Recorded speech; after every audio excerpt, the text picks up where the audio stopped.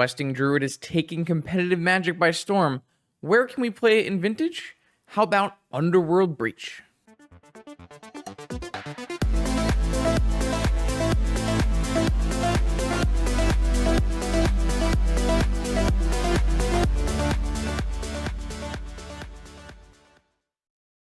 All right, welcome back, Vintage Gamers, to a Vintage Challenge. Saturday afternoon. I was looking at my deck list, and I was just not thrilled with the ideas. I didn't really want to do any of the things that I've already done, so I put something new together with like 5 minutes ago, no problem. The big hit across Magic the Gathering right now in the budget formats is Questing Druid. Very cool card. It's got like an instant speed, reckless impulse on its adventure side, and then it's Aquarian Dryad on its creature side. So a really cool split card here. So what I'm going to do is going to try to play this card inside of a Dragon Rage Channeler Lurrus Breach Shell. Theoretically, this card works pretty well with things like Dragon Rage Channeler and Mishra's Bauble and Moxen, like especially Moxen and Mishra's Bauble. And it also gives you an additional outside of the graveyard threat that can be pretty big. So if we get Leyline of the Void, we have options inside of our our Saga and our Questing Druid, and then our main plan is Underworld Breach or Vault Key combo in our Lurrus deck. The mana in this deck is extremely suspect. I don't know if Forlorn Revealed is going to pull together my, base blue, red, splash black, and green deck. But I'm going to give it a shot, see how it goes. I think this deck has the power level and the kinds of cards that you would need to compete in a Vintage tournament, so I'm not, super worried about the power level of the deck. I'm mostly worried about, does it function? Because we haven't tried that yet. So, 4 Bauble, Lurrus, combo / a little bit of tempo-y creature deck. Should be a lot of fun, and I will see you in round 1. Are you interested in weekly Vintage metagame recommendations? Do you want to see your deck list played on my channel? Or maybe you are just looking for the best way to support my Vintage content? Make sure you check out the Patreon link in the description below. Let's battle. Okay, welcome to round 1. We're up against Las Vegas Chaos. They are a mono-white initiative player, where we would really like to win the die roll here. Post-board, we got some good removal spells, but game 1 could be challenging. I have my 1 removal spell, but my mana does not function. Could have seen this coming.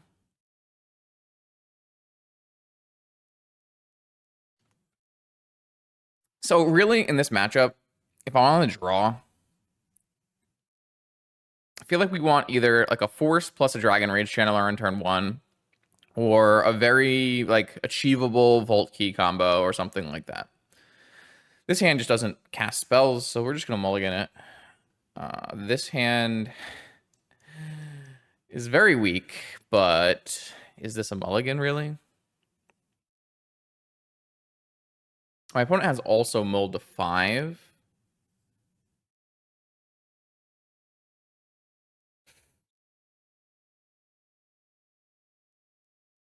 It's probably a mulligan, because it really doesn't meaningfully interact with my opponent, and it doesn't really set up a combo in any kind of fashion. So I think we just try to go for something better. Our deck plays Ancestral, and, See? London Mulligan. It's great, because if this wasn't a London Mulligan, I wouldn't see these cards. But it's a London Mulligan, so it's broken, and I get an Ancestral, Totally normal. Totally fine. It's absolutely very reasonable. Great mulligan.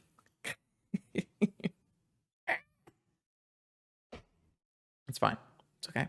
We're here to game. So I'm going to put back Dig Through Time and Volcanic Island, probably.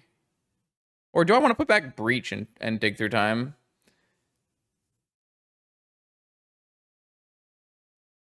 I mean, I have Nature's Claim, so I don't need Feed the Swarm, but Feed the Swarm is a little bit more versatile than a Nature's Claim sometimes.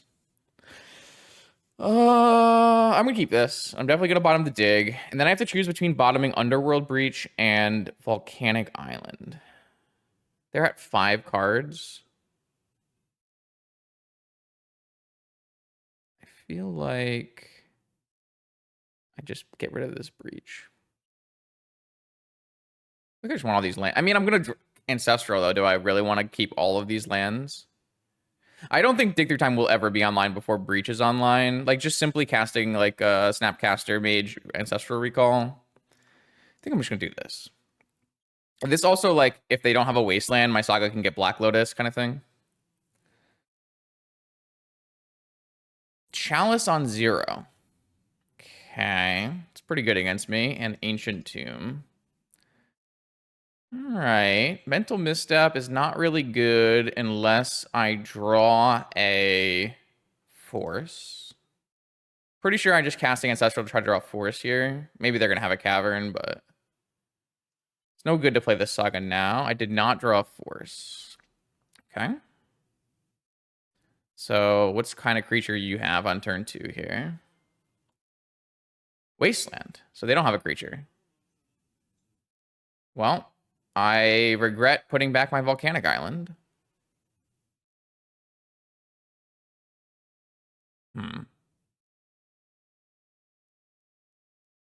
Yeah, I got pretty punished for putting back my Volcanic Island here instead of keeping my Breach.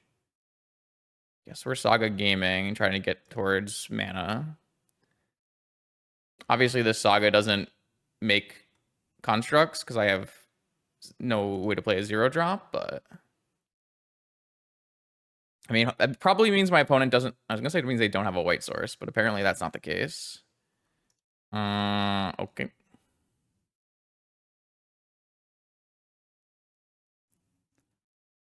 I mean, I'm the one who... I mean, I kept a Ruby, right, over a Volcanic Island, and my Ruby got chaliced, so it's like... Eh. Okay, fine.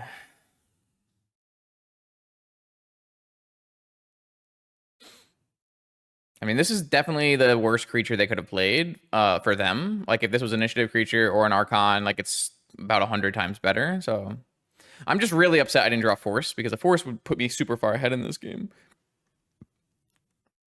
Like, if I drew off the Ancestral, if I drew a Force and then was able to play a Channeler, I think we're just winning on the spot.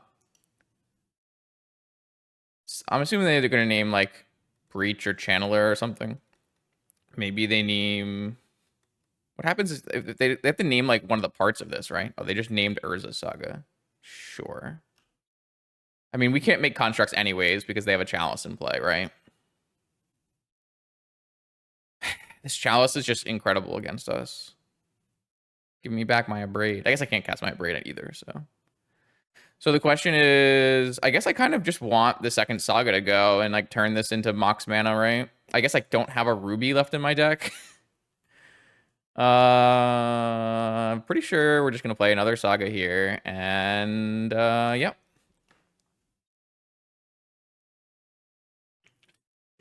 If I don't get Wastelanded, I get Black Lotus, and I can cast Dragon Rage into Questing Druid, and... Or, sorry, Dragon Rage into the Beast, so... It's pretty good. Alright, what did they draw? They Okay. Fair enough.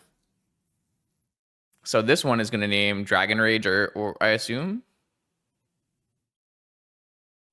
Or maybe they, like, get scared of Breach or something? I don't know.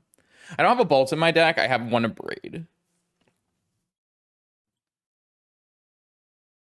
If I draw an Abrade, I'm, like, pretty sure we win on the spot, right? I get to Abrade Chalice and play Dragon Rage and Breach kill them, probably. Yeah, I cut the Soul Ring, by the way. So, yeah, we don't have a Soul Ring. There wasn't enough slots. I had to cut something. Maybe we draw a Time Vault, and we just Vault Key them. All right, I drew Underground Sea. So I'm pretty sure... Wait, can I Luris? But I can't replay my Mox or my things anyways. I'm pretty sure we're supposed to get a Black Lotus with this one. And that will give me the ability to play my Dragon Rage Channeler. All right. I'm going to play Black Lotus, and then I'm going to crack Black Lotus, and I'm going to play Dragon Rage Channeler. And then I'm going to play Seek the Beast.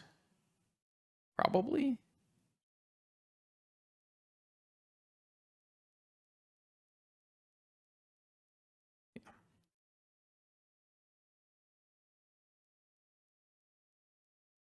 Surveil. So do I want a polluted delta on my Seek the Beast? This would give me a red mana. However, I don't actually have more searchable red mana, right? Because I have a ruby and a petal in my hand. It's okay. We can draw more lands. I'm going to bottom this, or graveyard this one, and try to find something better. I hit a Braid and Tolarian Academy. Wow, that's got to be the best possible, right? All right, so I abrade the Chalice. Wow, okay. Yeah, I abrade the Chalice. I play Ruby Petal land. Ruby Petal to Larian Academy. It's got to be a braid Chalice, right? It's never like a braid.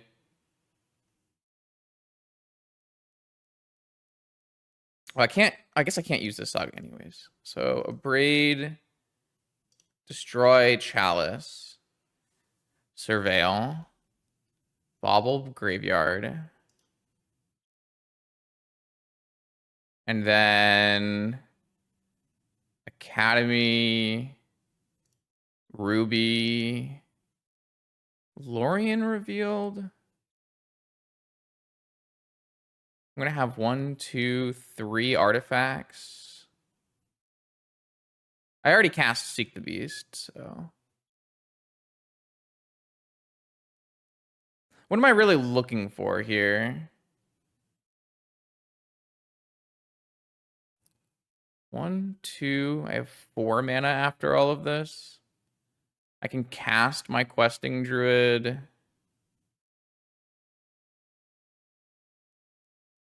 I can't get Black Lotus right away.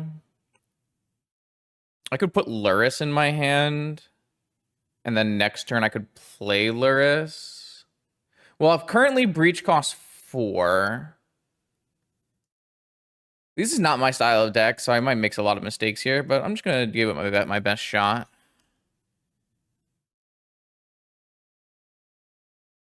Jet. Don't think I... Well, so if I keep a Jet on top, that means next turn it's really easy for me to Luris.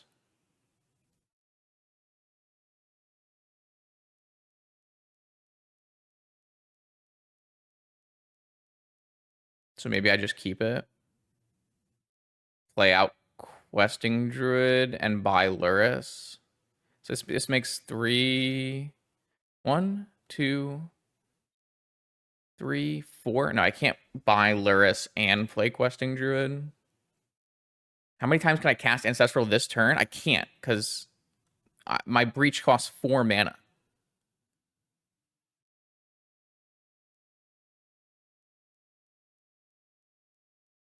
I think I want this for mana next turn. I think I don't even play Questing Druid. I think I just buy my Luris.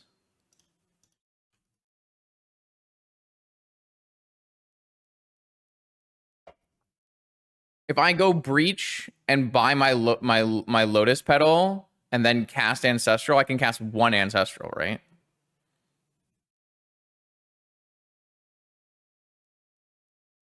Maybe I'm just supposed to bin Jet and then go for Breach Ancestral. Yeah, maybe. That actually might be better. Yeah, maybe that's better. Opponent has triple Anointed Peacekeeper. So if they name Luris here, I can just Breach, right?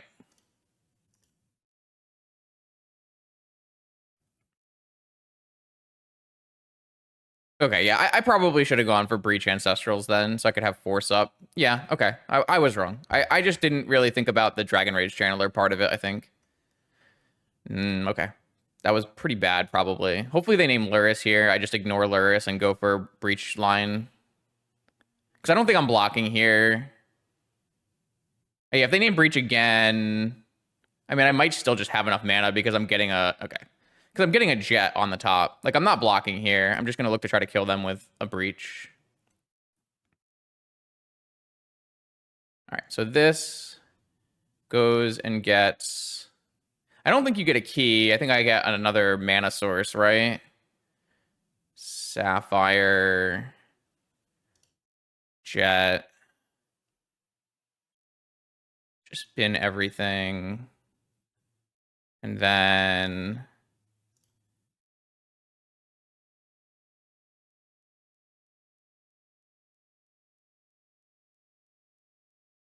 what is the best way to use my mana? I need 4 mana to pay for... I guess I could just braid everything, right? Maybe the answer is just to braid everything.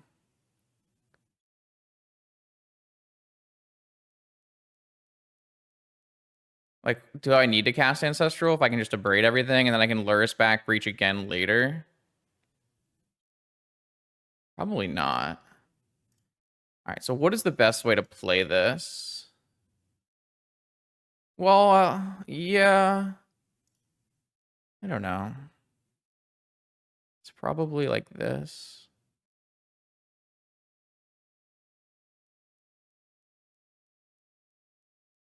Oh, Time Walk? I guess I can leave that on top and Ancestral into that too. I don't know, man. I'm going to win with everything I do, right?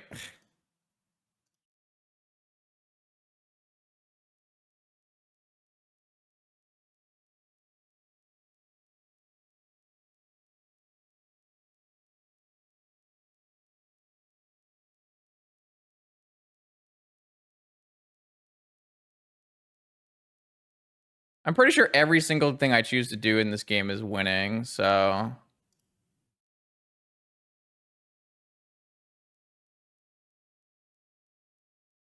I'm just going to take game actions.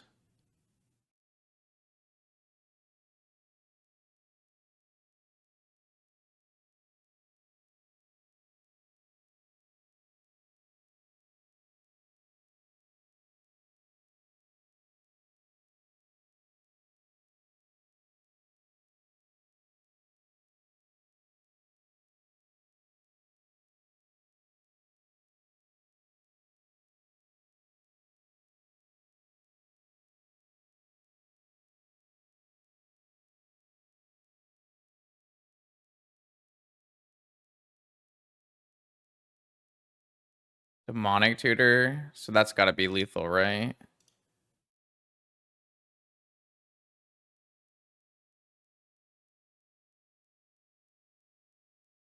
All right. I am not good at this deck, I've determined.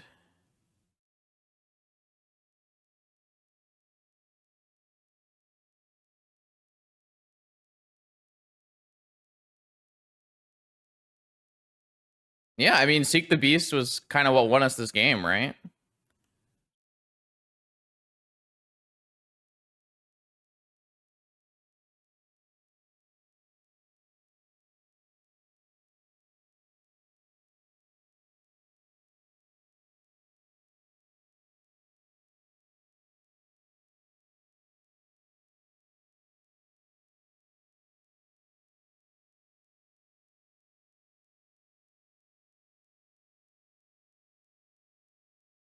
Yeah, I usually don't play Breach. It's typically not the style of deck I like to play.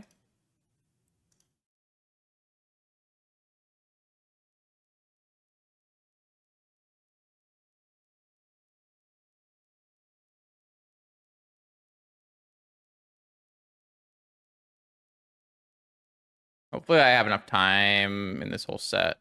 Because I took a lot of time here figuring out how to progress. If I F6 with floating mana, I'm winning. It stops me, right?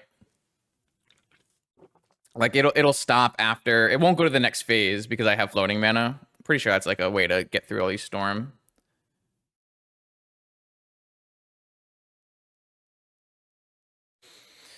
Okay, so we'll do that next time. All right, so we were able to hit the abrade there and combo out underneath. That game is a very amazing example of why I think Anointed Peacekeeper is not an acceptable card to be playing in your mono white initiative deck. It's just not powerful enough. It is not a strong enough card. Like if you were expecting a bunch of Bazaar, it makes sense, but that card is just not good enough. All right, so I have a Seal of Removal. I have Rending Volleys. I have a Lightning Bolt, and I have a Feed the Swarm, and I have a Dress Down. And then I have a Nature's Claim if I think they're going to No Rod me. And I also have the ability to play a Negation. How the hell am I going to play all these cards in my deck?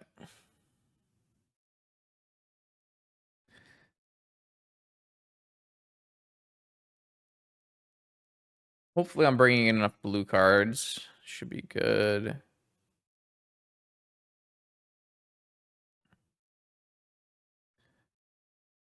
What do we do? How do we like, do we cut Vault Key? Do we cut Baubles? Do we, like, we can't really cut many more blue cards. I guess like Probe is super bad.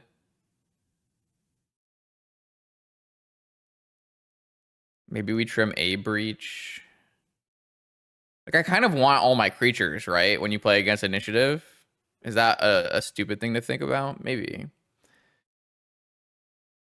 Maybe I can cut some, like, I think Dragon Rage Channeler is great, right? It flies, it's a 1-drop.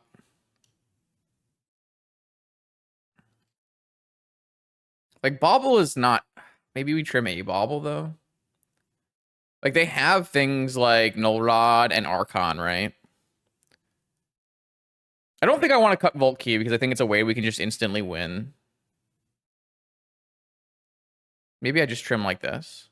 Trim some of my more expensive stuff, some of the blue cards that aren't good in the matchup, but I can't trim any other blue cards because I really can't lower my blue count that much. Maybe something like this makes sense. Seems fine.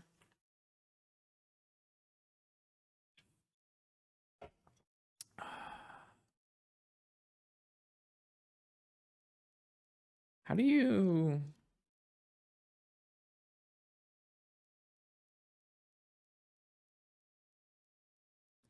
Boom. All right. I have a cat. I've got a Seal of Removal, a Brain Freeze, a Brainstorm, a Lotus Petal, and a Dig Through Time. Somehow I don't feel like this hand is going to be good enough.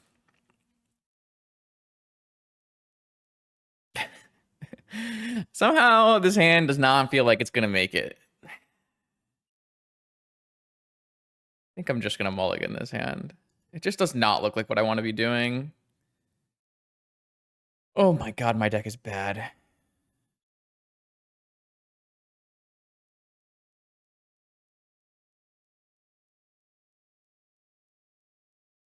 Okay, it's fine.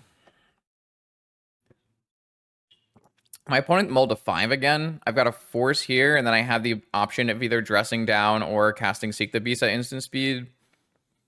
Exile top card, 2 cards to your library until your next end step. You may play those cards. So you can actually just hold open your dress downs and your counter spells and cast Seek the Beast at end steps. It's kind of nice.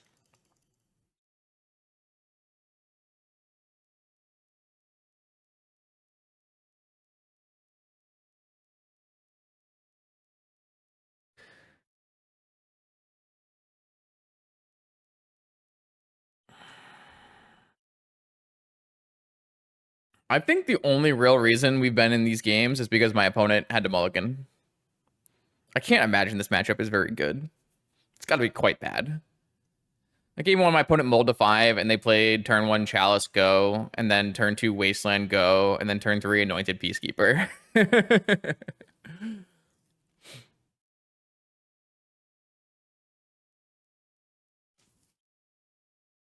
All right, my opponent kept a 5-er. Let's see what happens. Chromox just feels like an instant force.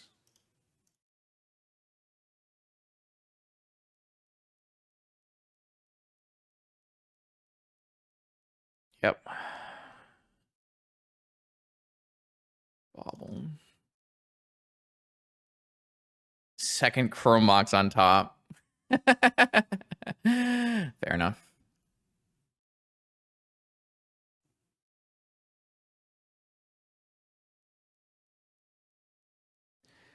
Well, I time walk them.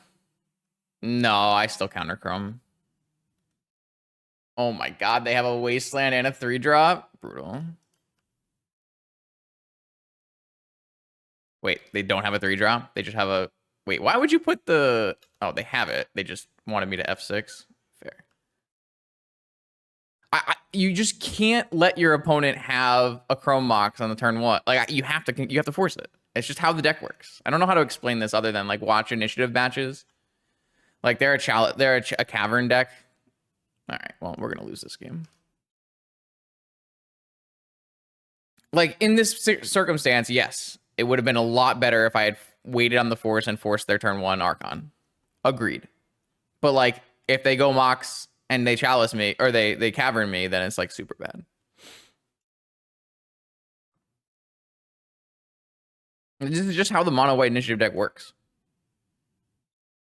You know, for every game where it would have been better for me to force the payoff, like there's 7 games where you die because you didn't force it.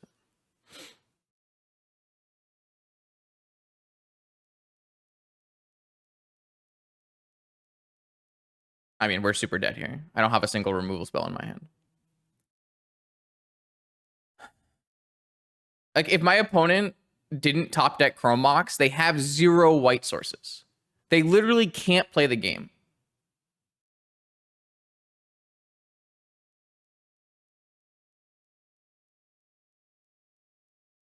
My opponent would cast 0 spells for this entire game if they simply swap the order of these cards. All right, so I'm pretty sure. Let's see. If we play a seal this turn, and then we bounce the Archon, we take. Yeah, I think we play a seal this turn.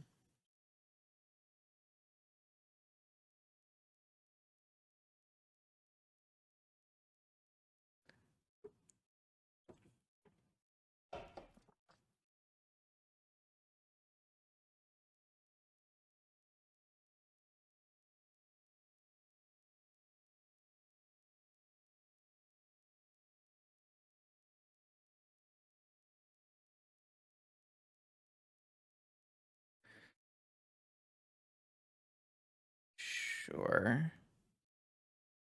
Well, I guess we don't have to crack the seal now. We can crack it at any point.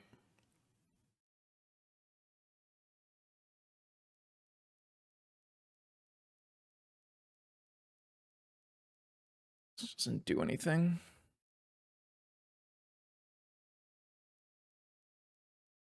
So if we bounce the Anointed Peacekeeper and then cast Dress Down to draw a card.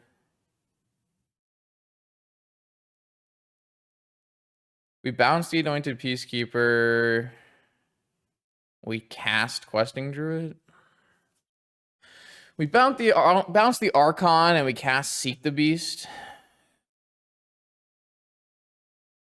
I guess we could cast Seek the Beast first. Doesn't really help me if I do that, right? So the problem is if I bounce the Archon and don't end up playing a creature, I'm dead on board, right?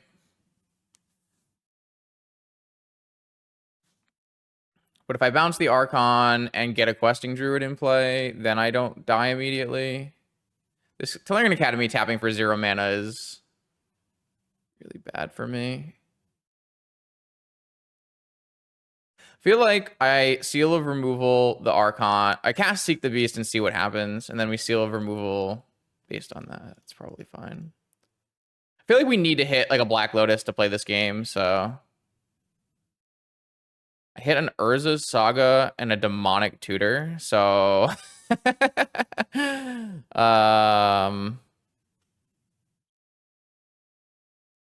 I play a Saga, and then I have to bounce the Peacekeeper to not die. Okay. Yeah, I did not hit the cards I was looking for.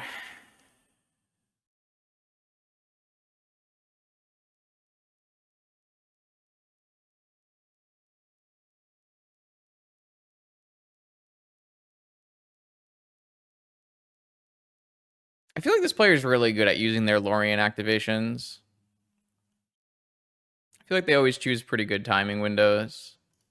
All right, so theoretically, I can draw a removal spell for the Archon and make a blocker. It's still not going to be good enough.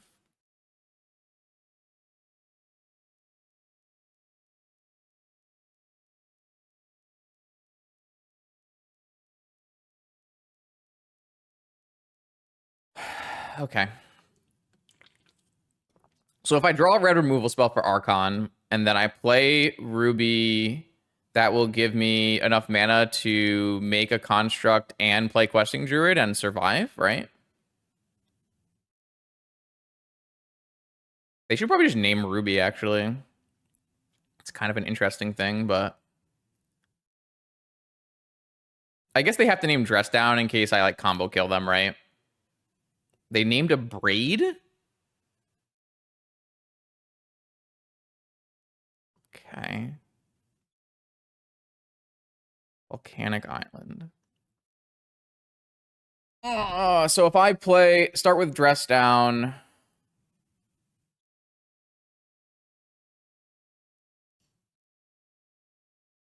Do I need to make a Saga token? Probably. Or maybe I can just win if I find a combo.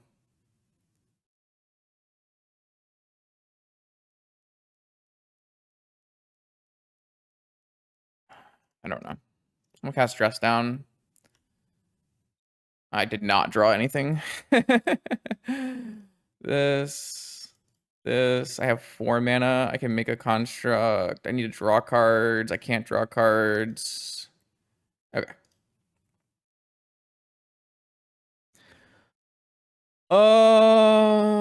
Yeah. I feel like we had a bunch of outs to win that game.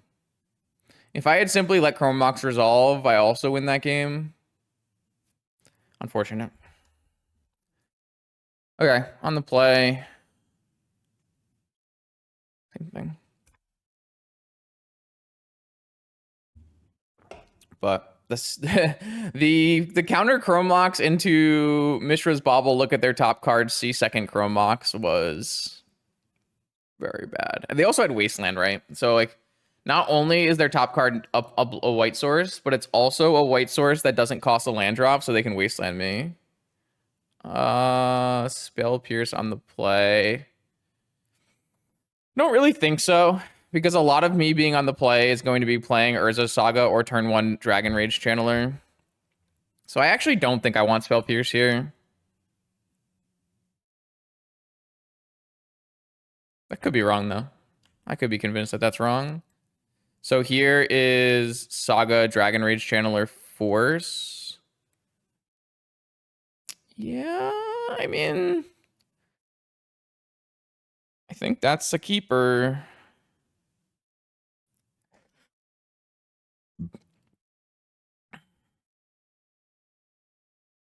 Maybe it's a mulligan. Kind of hope to draw like a Lorien off the top, huh? If we get wasted, it's bad. Agreed. I mean, we are going to get 1 trigger off our first thing, so.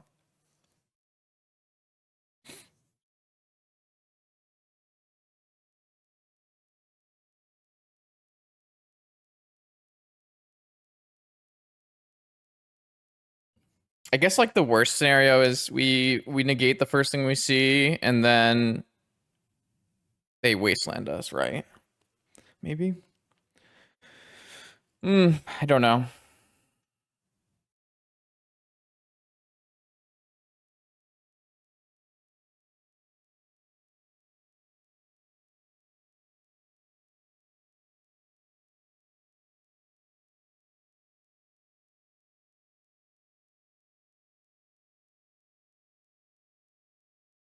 Well, this deck doesn't exist, so any deck that's a Dragon Rage Channeler Breach deck automatically is testing. Like Dragon Rage Breach Luris is just not really a deck, so.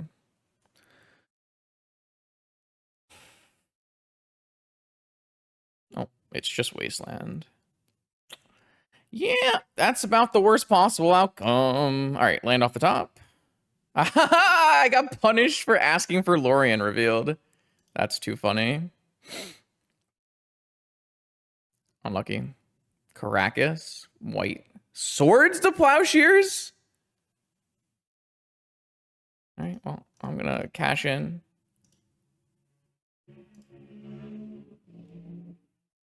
Graveyard. Wait, I have 4 card types, chat.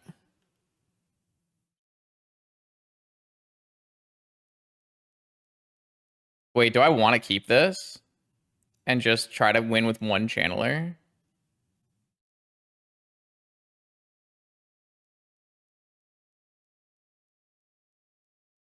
Fuck, I don't know. How many hits do I need to do? 1,000,000? 7 hits?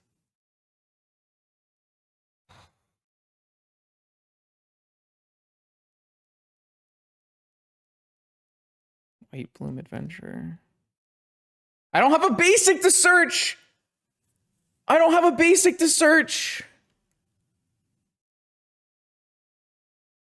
Oh...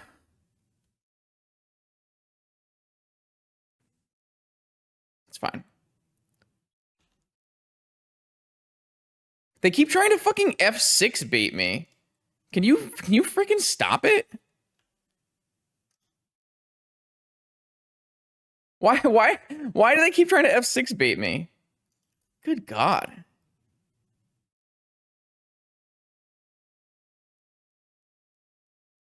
I don't think you can play 1 tropical. We can play 15 lands with a basic island, but I just couldn't fit it, so. They just gonna slam an initiative creature? Oh, this is a cleric. Yeah, you got it. I got nothing. I countered 2 swords to plowshares in this game. Hopefully that's good enough. I got nothing. Look at him, read him and weep. I can't believe they tried to F6 bait me twice. They're getting sweaty.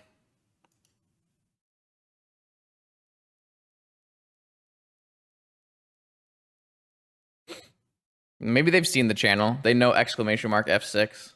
They know I'm liable to get baited. So my opponent didn't cast a spell, move to second main to try to get me to F6 so that they could resolve their spell on second main. It's a good draw. That's a great top. I have to attack.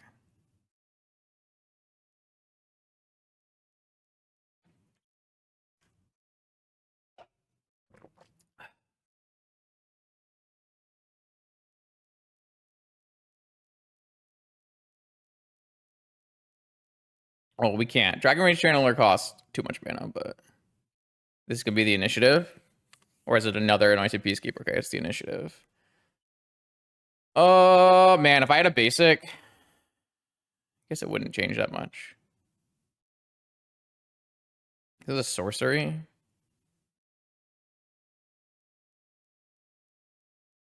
Is it even good to kill anything here? I mean, I have to, right?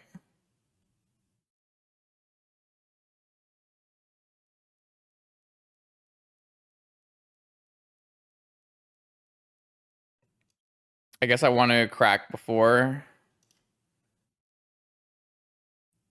Dragon Leash Channeler cost a red mana and 3 mana.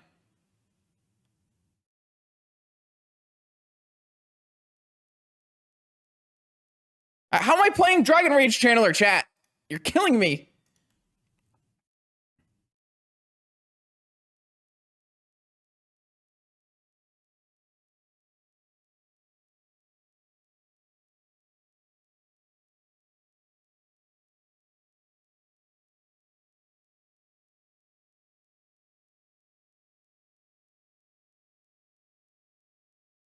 I think this card's bad. It doesn't actually help me cast this Dragon Rage Channeler.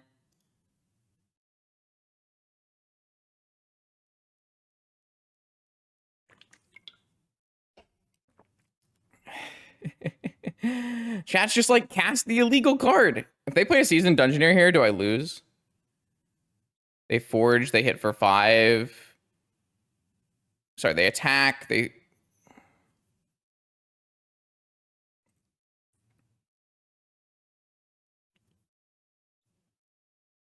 I don't really notice it. I know chat always notices it, but I don't really notice it. I think my best thing here is just to hit a red card or red mana so I can play Dragon Rage, right?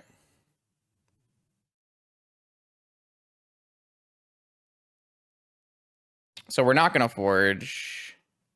I mean, so if they trap me this turn, I lose, right? So if they just have a second initiative creature, I lose. Wasteland. Thalia. Wait, I already am losing. Because they're going to trap me after combat.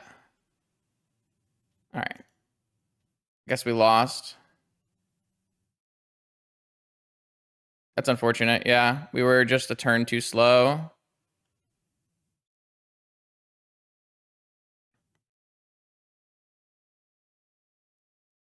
Man.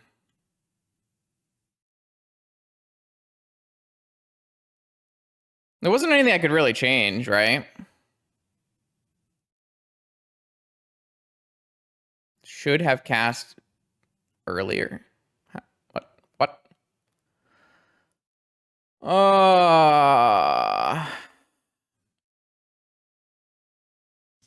Hmm.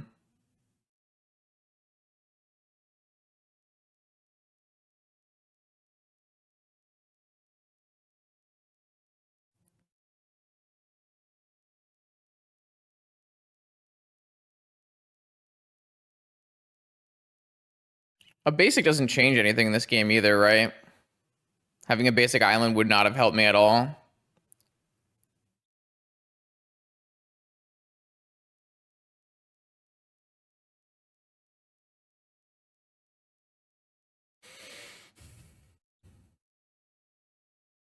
So if I draw these in the opposite order, do I win? Because I save 5 damage. Yeah, I mean, like if I draw this volcanic island instead of drawing negation vampiric, I just win.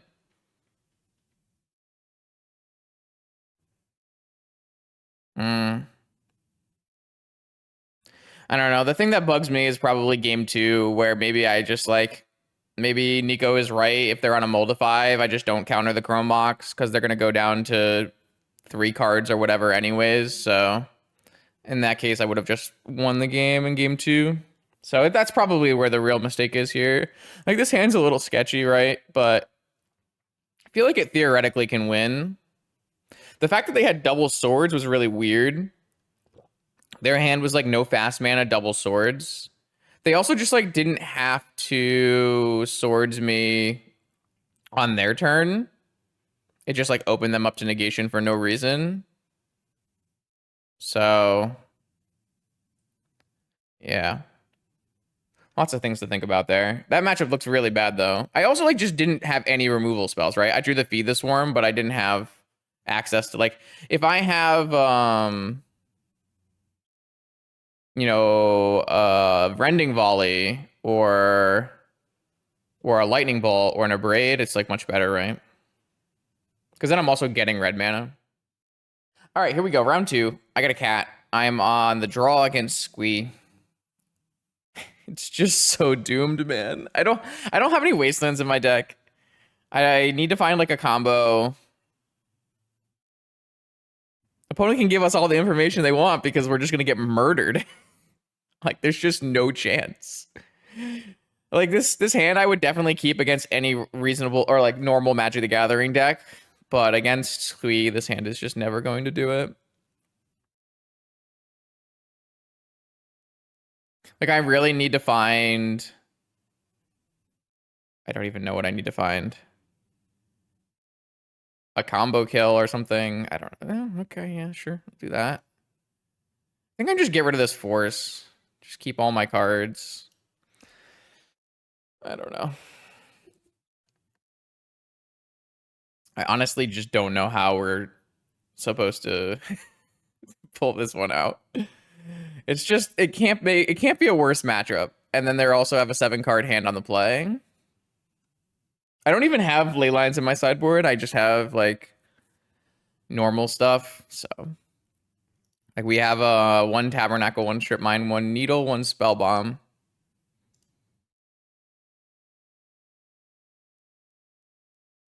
Well, they didn't put any Squeeze in the yard. But they didn't play any hollow ones either. Time Walk. Okay. I'm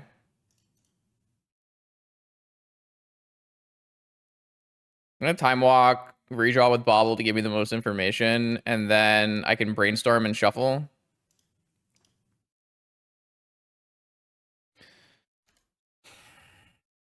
The problem is, if they don't have any hollow ones, and they don't have any Vengevines, and they don't have any Squeeze, it means their hand is entirely counter magic.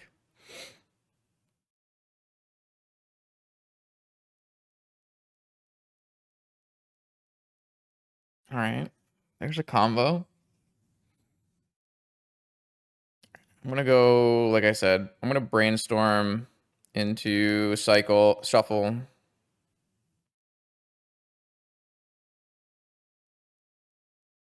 Saga. All right, well, now I wish I kept my Force of Will, because I actually have Saga Time Vault go.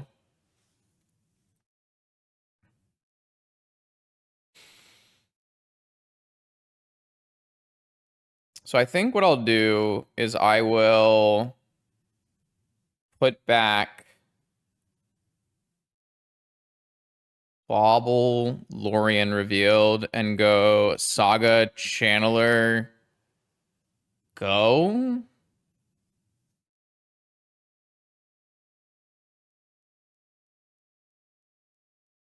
Gives them another activation, but I think that's fine. I guess they technically can have Vigor in response to the trigger here. That would be pretty bad.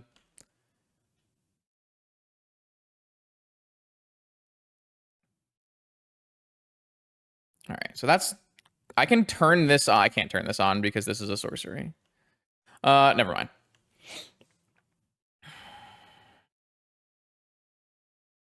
All right, well, the good news is I have Saga Time Vault, and I have Demonic Tutor, and I have something in play, which is, you know, more than I could say before. The problem is they're Squee, so it just doesn't seem like that's going to be enough.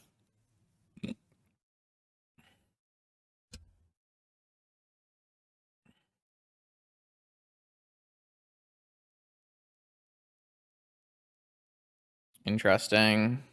Is there any way I could do this at instant speed? I guess there really isn't, right? I'll just scare them. I'm just want to F6. Maybe I miscounted. Maybe my Magic Online is bugged. No, it's still not delirious. All right. You got it. I'll take 2. I mean, if they don't have a Wasteland, we do make Constructs, which is really good. So it'll be interesting to see what they have. Like they do need to have like a Vigor or a Wasteland, right? Okay, they have a Strip Mine. So they were not Strip Mining now because this is an enchantment and a land. Makes sense. So now I could go Demonic Ancestral instead. Could go Demonic. Okay. So they're gonna just kill my Dragon Rage Channeler and hold open Counter Magic and not activate Bazaar? Because they pitched the Squee they drew. Okay. This is going okay, actually.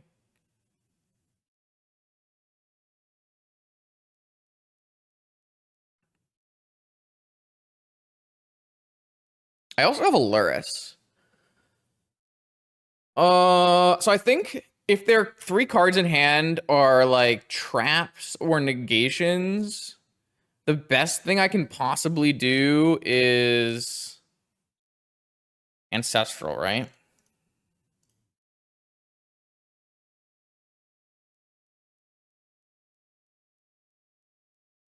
Okay, they're gonna actually activate. So they're gonna go up to 5, down to 2. Looks like they're looking for something that counters this. If they just like don't find any squeeze and like use all their forces, then there's like a pretty reasonable chance we can like lure us our way out of this. So they pitched they pitched Squee Master Fury. So scratch that plan. All right, still resolves. I think this is an ancestral. It could theoretically be an Urza Saga.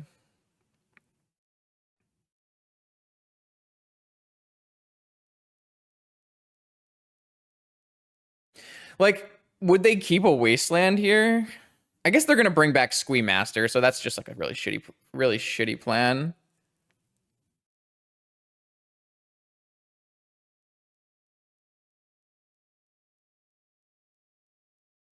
The problem is I can't play like a 2-mana spell this turn, because if I go for like Emerald, then I'm turning on Trap, right?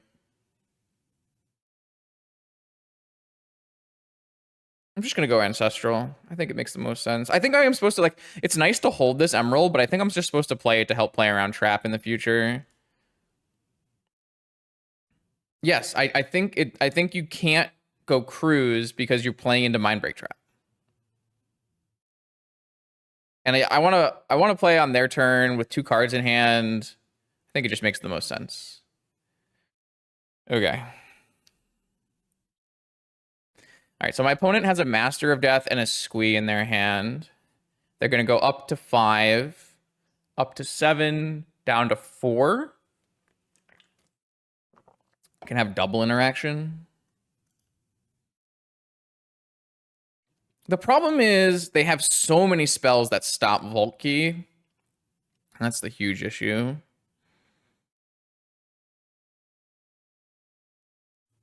We also like have a really hard time casting Lurrus because I have 2 Underground Seas in my deck, and we drew Ruby Emerald, which is normally pretty good for us, because it's kind of interesting that all of my Moxen cast something, because they Ruby, Emerald, and Sapphire are on color, and then Pearl and Jet both cast Lurrus. Like, the Emerald casts Questing Druid, and the Pearl casts Lurrus, so like I don't have any dead Moxen, which is kind of interesting.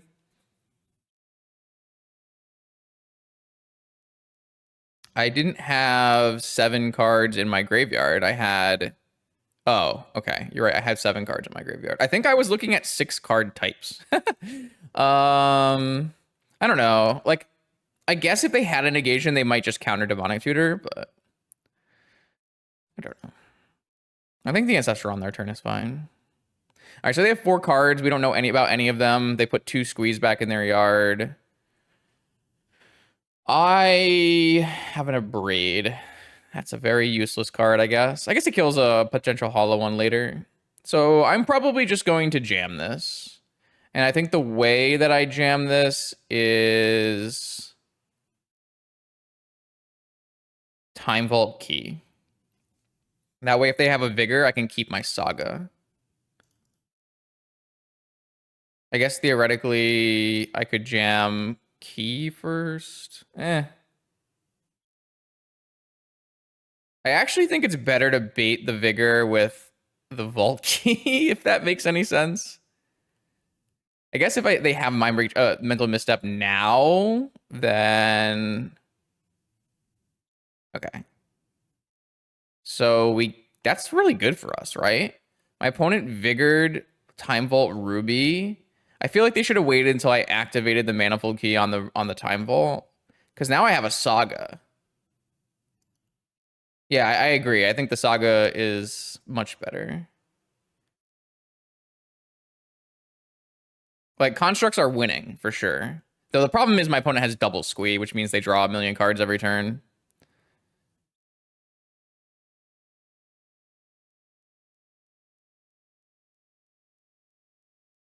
They have double Vigor?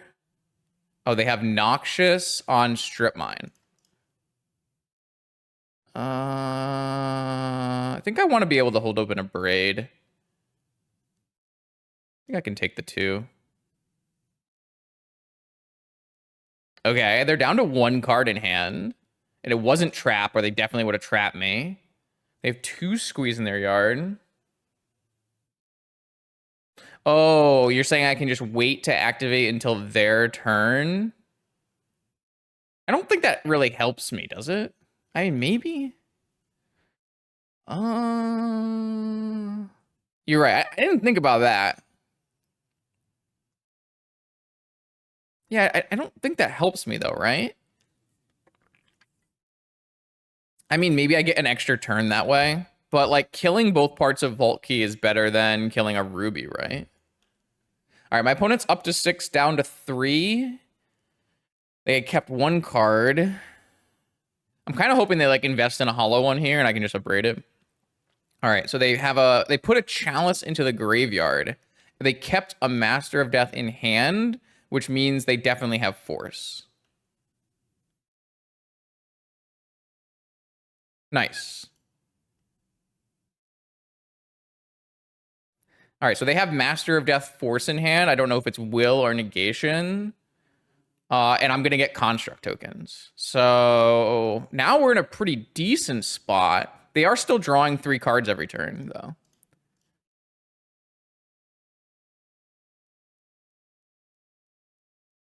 They might force this. No, I didn't think they really would. They kind of need to force Luris, I guess. But I have a construct here. It's a 3/3. Can I put Luris into my hand and make a construct? I can't, right? So better to just play this.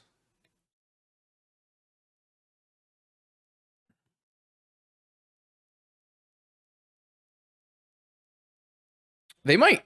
No, there's no reason to counter this. Oh, they did counter this. So they're worried about Luris and my thing becoming a 4/4. But that's not... I can get a Black Lotus. Wow. Okay, so they just lost a Squee to do that. So now they have 0 cards, 1 Squee, and we have an Urza Saga. We're currently winning this game. We are absolutely currently winning this game. I have my Time Vault in my yard, too. Yeah, if my opponent does draw Wasteland, negating is pretty good. Agreed. That's a fair point. That's a very fair point. My opponent only... But the problem is they pitched a Squee. They pitched a Master of Death. So they have to draw exactly Wasteland here.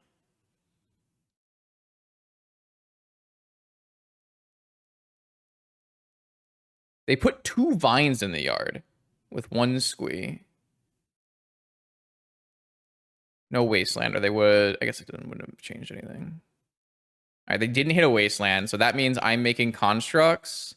Actually, do I win the game on the spot here? How much mana do I have? If I have 4 mana, 7 mana. Oh. That also wins the game on the spot here, right? I guess they could have Noxious Revival in response. But then I have Ancestral and Time Walk, so...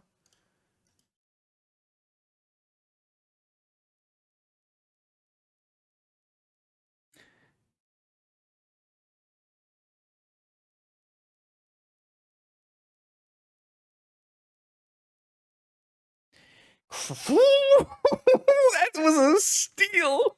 That game was a steal. It gets better for us post-board too, so... That game was an absolute steal. All right, so what do we have post-board? We have Tabernacle, fantastic. Strip Mine, amazing. Needle, great.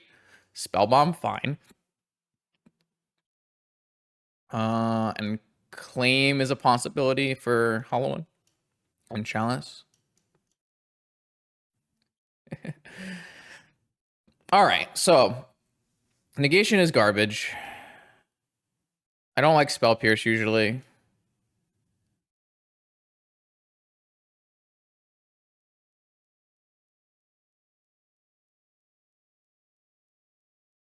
Oh, it's possible. I didn't really think that deep. I mean, a Braid is definitely worse than... I guess a Braid is better than Nature's Claim because it kills a Vine as well. This is a matchup where I would typically take out Time Vault Key.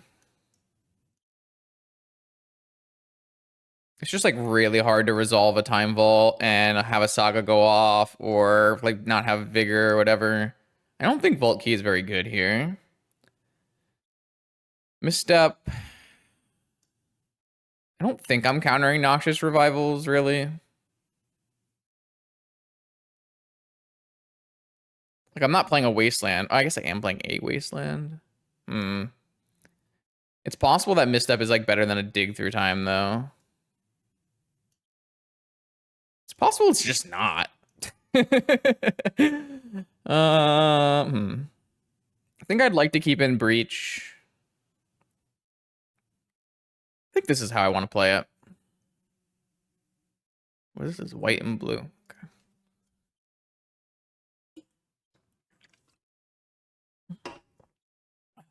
All right. I got a cat. I've got Pearl, Lorien Revealed, Dragon Rage Channeler. This hand doesn't feature any of my hate pieces, and they kept another 7-card Bazaar hand. But this hand has a lot of good things happening in it.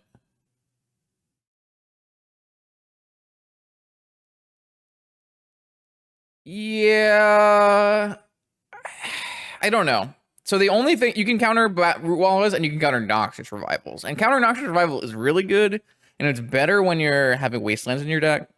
But maybe I just don't know how castable my Dig Through Time is going to be. I'm going to keep this hand, I think.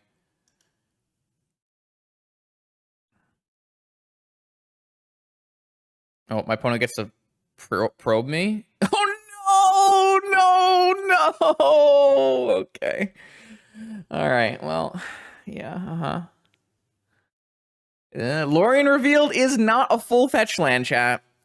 This is a prime example of why you can never count Lorien Revealed as a full fetch land. All right. Well, I can still draw a land. But that's only 14 in my deck. And Telerity Cadger doesn't count, so it's only 13. I drew a Strip Mine. Based. Wait. Am I supposed to Strip Mine them? Shit. I think they don't have a squeeze, so I think I have to wait and get a red source. I don't think we can Strip Mine them here. No, we can't Strip Mine them here. We have to cycle Lorien Revealed and get my Volcanic Island first. Man,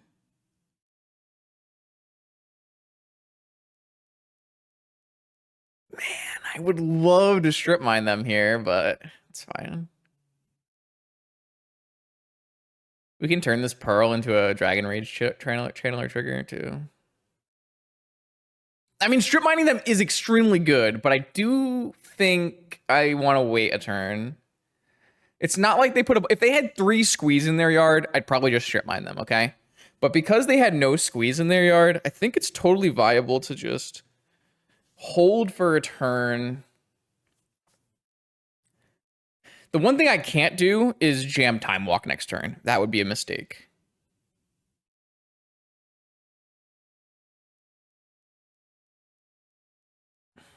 Kind of wish I had a Force of Will in this hand. Fury, Wasteland, Vigor.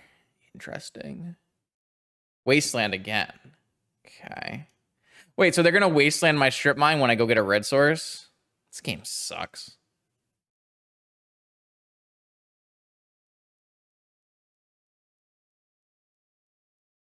I mean, I still think we would want to make this play, so.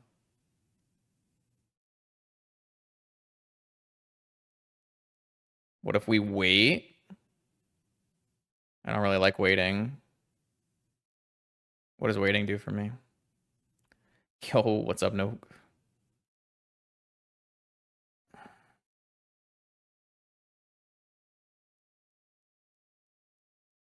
Pretty sure I'm casting Pearl this turn.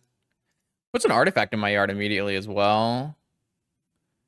So this thing is a 3/3. If I hit any non-land in sorcery or Pearl. I just want to hit a land though, really. All right. That goes in. I can't draw this card. That's so sad. All right, that goes in the graveyard. I got 3/3. The problem with natural or red is I don't get to use my Lorien revealed. They also pitched a second wasteland, so. Okay, they kept a second Fury. Rest in peace, Dragon Rage Channeler. My opponent is like using their resources and they don't have any squeeze, so this has gone pretty well. We're very close to a cruise too. They probably don't even activate Bazaar here because they have no squeeze. That would put them on a 1 card unless they had like a hollow one in their hand. I'm just looking for lands.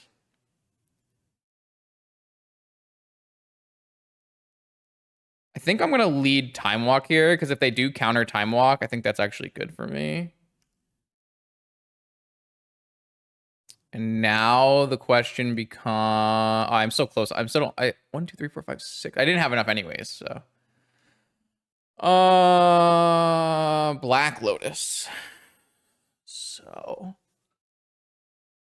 2, 3, 4. I could seek the beast. Try to find a saga.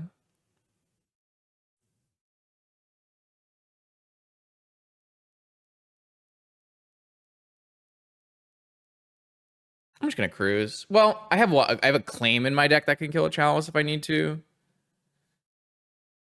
I don't think I'm interested in losing Lotus to cruise for 1. I don't think I'm interested in that. Like all the plays I want to make here, I guess like theoretically, if I drew like Saga Dragon Rage Channeler, that would be the payoff. I mean, I think they have a force. I think it's fine though.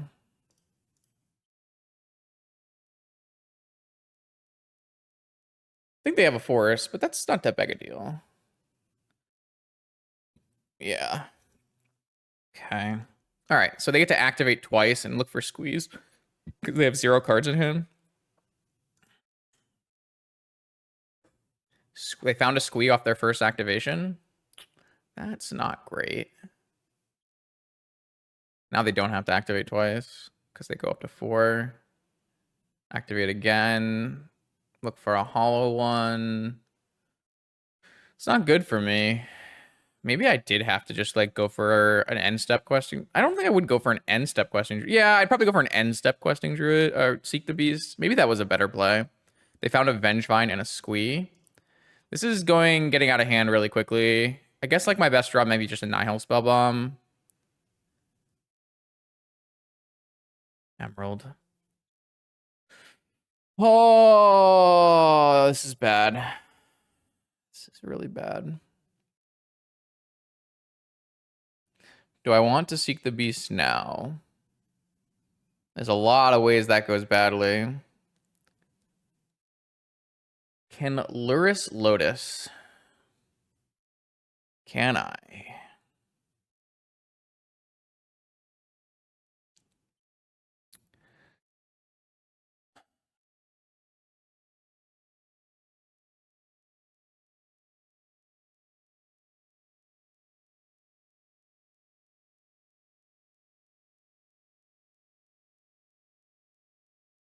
I don't think I have enough time to go for an end step Seek the Beast.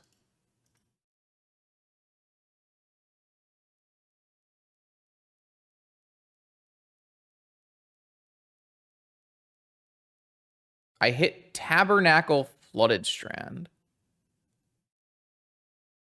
Oh, I gotta go for Flooded Strand for sure. I'd love a Tabernacle, but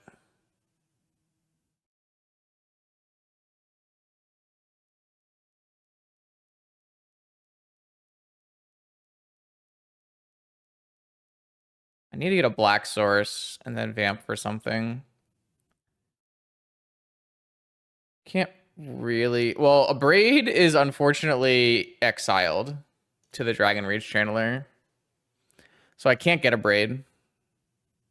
The only other removal now is Nature's Claim, and we don't have a green source.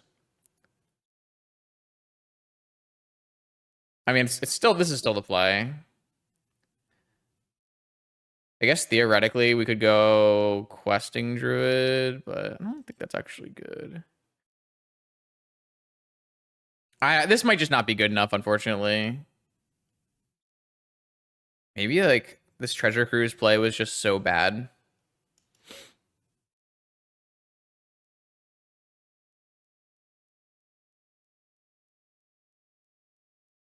They found a squee on their first Bazaar activation after having 0 cards was basically the worst possible outcome because now they get to go down to 2 cards. If they hit any more Root Wallas, they're probably returning this Vengevine. I don't even have like a Tabernacle that I can go get because I just lost my Tabernacle.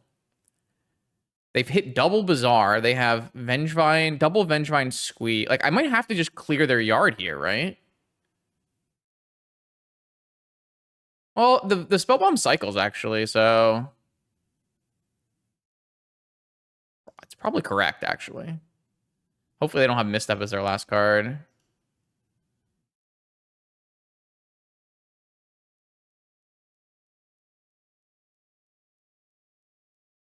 I think Needle is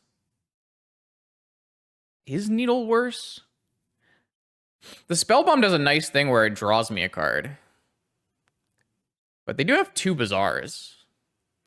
Maybe it is just Needle. How am I progressing this game if I do Needle? I guess I am immediately... I can't buy back... Shit. Oh! I mean, they're losing 2 Vengevines, 2 Squeeze.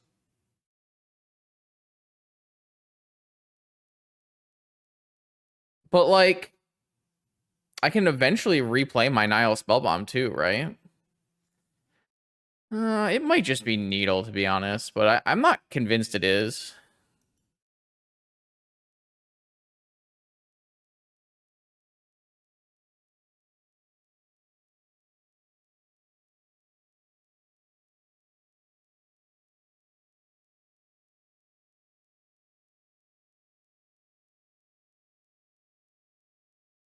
Watch them hit like double Root Walla in response to this activation and then return the Vengevines and kill me. That would have been pretty funny. This clock is legitimate now.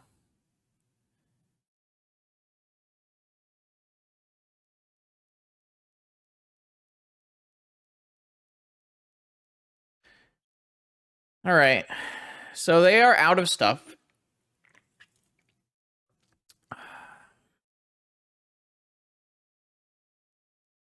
Next turn, I could throw these into a Chalice check and Vamp if I want to. That will put me to 9. In which case, we would search for what? If we draw a land, we might just want to put Lurrus in our hand and go for Lurrus on the next turn. Vamping for Saga is, like, very slow. Oh, I'm just going to put Lurrus in my hand.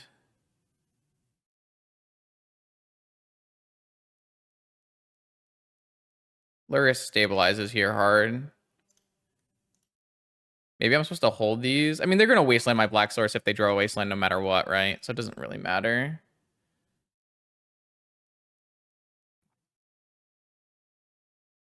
Rather play my land in case I draw Saga next turn. We know that they have 2 Squeeze in their hand and 2 Unknowns. Well, 1 Squee, 1 Master. I'm going to go to 9 here. I don't have anything to replay with Lurrus because I didn't get the Spell Bomb.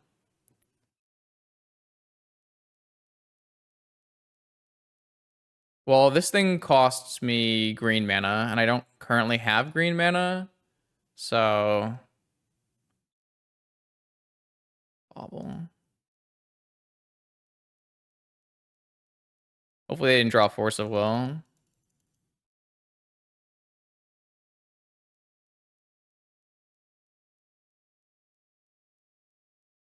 I don't gain anything from casting these now, right? Just besides playing around Mindbreak Trap. My Breach I can recur with my Lurrus, so I'm definitely going to Vamp next turn. They did use 2 Furies already. I mean, the worst thing that can happen is they draw a green card Vigor, but they don't have that many green cards left either. The best thing that can happen to us is we get a Nile Spellbomb, right? Because that's a loop and it clears their yard. I guess also a green source is pretty good. Ruby. All right, so I think here we have to go Breach Vamp. So let's get some shit countered here. Oh, I guess I should play the... I mean, I can't really play around Mindbreak Trap that well. So I guess I play this.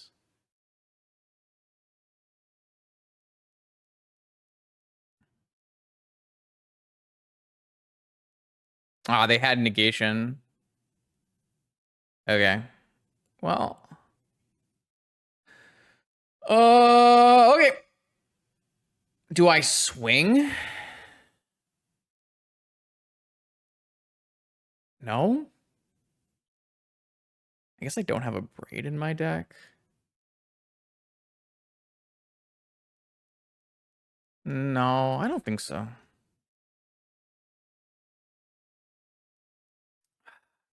So now they have Squee and 3 unknowns. We just need to draw Nile Spellbomb. That's our best draw by a lot. Dragon Rage Channeler? It's a pretty good one, too. It's a great one, actually. And if they counter it with a force, I can bring it back. So let's get this Emerald counter. I guess I should get the Ruby countered. So anything I mill over, I can actually replay with Luris as well. Can I seek the... How does Adventure work? Can I Adventure from my graveyard or no? Anyone know? Adventure. Adventure, MTG. As a spell type, seen on instance. Adventures only appear on creatures. Adventures are thematic instance. You may cast a permanent spell. Okay, so no. I mean, I'm still going to bin this because I can bring it back later. Oh, I guess I could just keep it and then cast Seek the Beast with it. This also makes my Dragon Range a 3/3, right? Let's bin it. Like, if I hit another Dragon Rage Channeler or a Spell Bomb and I can bin it and play it with Luris this turn. All right, I'm going to keep that on top. That lets me cast the Questing Beasts, Questing Druids, or whatever they're called. All right, now I think we're in a good spot. Now we're in a good spot.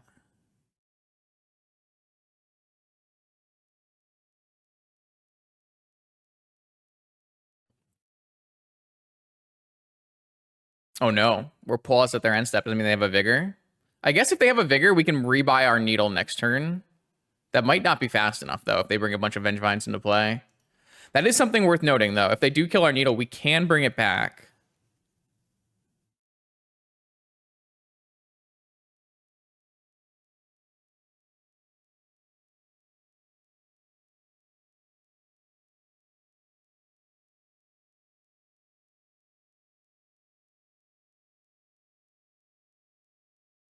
Do we just cast this Lotus so that we know our draw step better? Probably.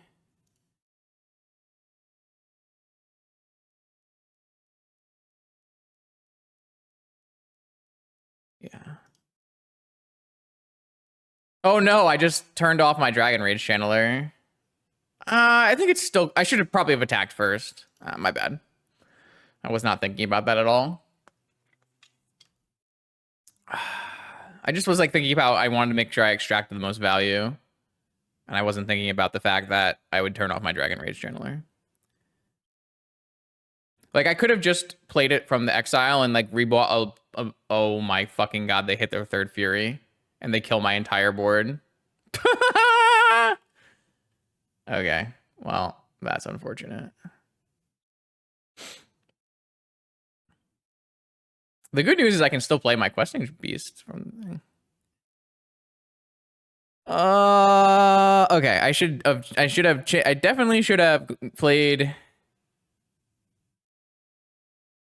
I definitely should have just played the one from Exile. I guess I would have been this pretty... I would have kept the Dragon Rage Channeler, but Dragon Rage Channeler doesn't block anyways. My opponent is telling me the hypergeometric calculator odds for that one. It's okay. If we draw any colorful spell, the Questing Druid becomes a 2/2, and we're back to winning on board again. So I think it's fine. That was bad for me, though. That was bad. Did they get rid of Squee? They did get rid of Squee. That was bad for me, but like we have good cards to draw into. I guess at this point, if I draw into Mental Misstep instead of instead of Dig Through Time, I will be sad. Blue Spell probably is not ideal. I think I hold this one. Don't see a reason to play it.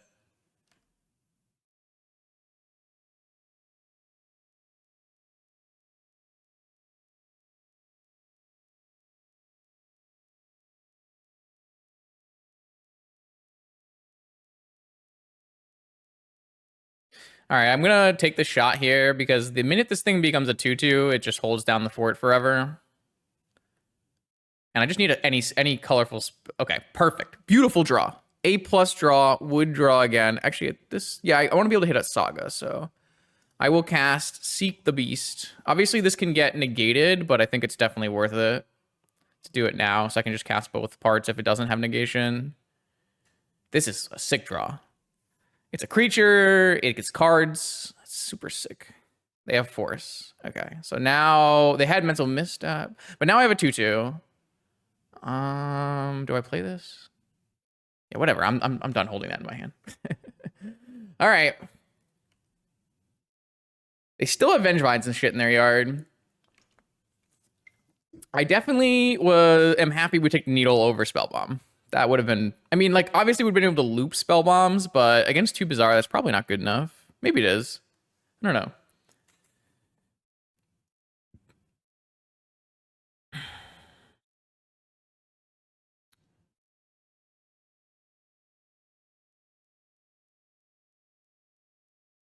I have lots of good draws, right? I have a Breach. I have Delve. No, you don't have Delve. Did I cast Delve already this game? I cast Delve. I don't have Time Walk. I have Ancestral. I guess I don't have Delve. 1 Breach, Ancestral. I guess I could Breach back my Luris. Upkeep Vigor. No. I drew another land? This is all of them. I guess I have 1 Questing Druid left.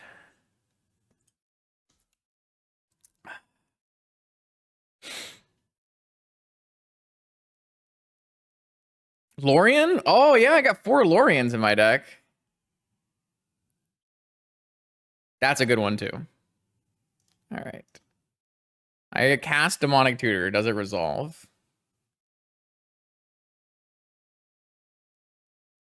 If it does resolve, what am I getting? Breach.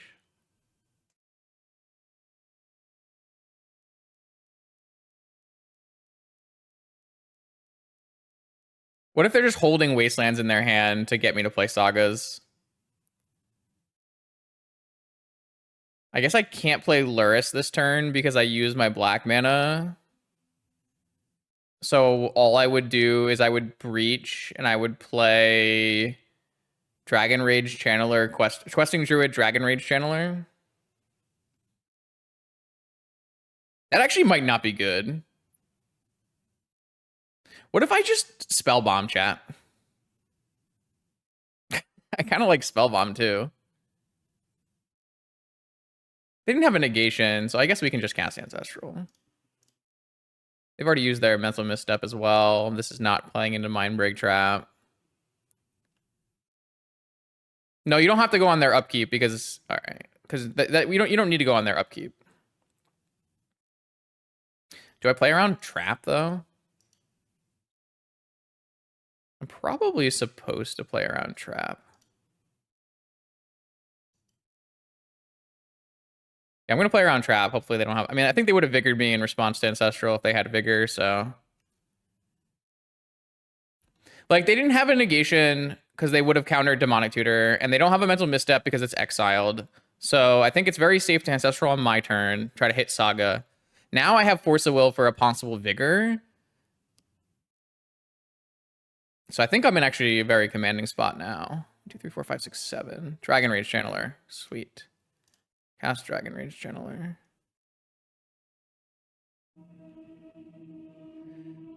Casting this does expose me to trap on my force with the vigor, but I think that's okay.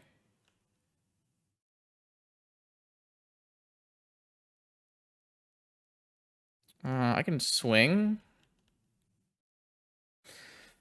Ooh, baby. I believe we've cleared.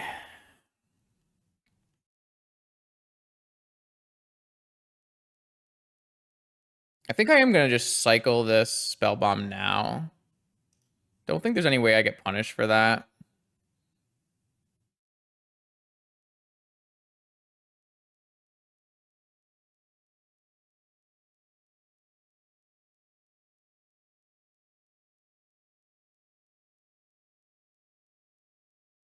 Our deck is sweet. It's just definitely bad against mono white. Our cards are good.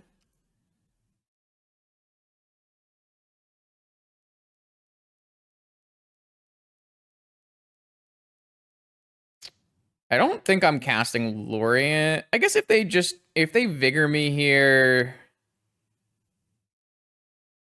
is it bad? It's kind of bad.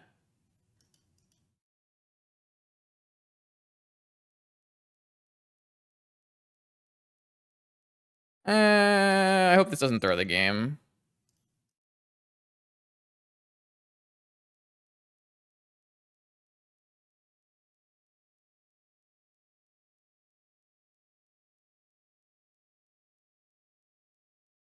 Okay.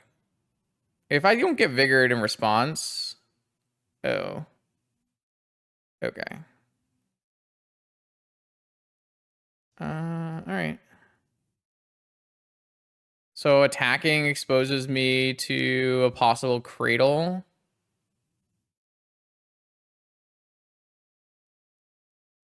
That's fine. Because the cradle is only going to deal 4 anyways. Oh, no. Cradle will kill me. Okay. Never mind. That tech sucks. It's very good if they block. Perfect attack if they block. Yeah, I think I'm not supposed to cast Lorien. I just sit on my force. Agreed. I think both of those plays were bad. Cradle, Gaia's Cradle. Now we have 2 counters. They can't do anything.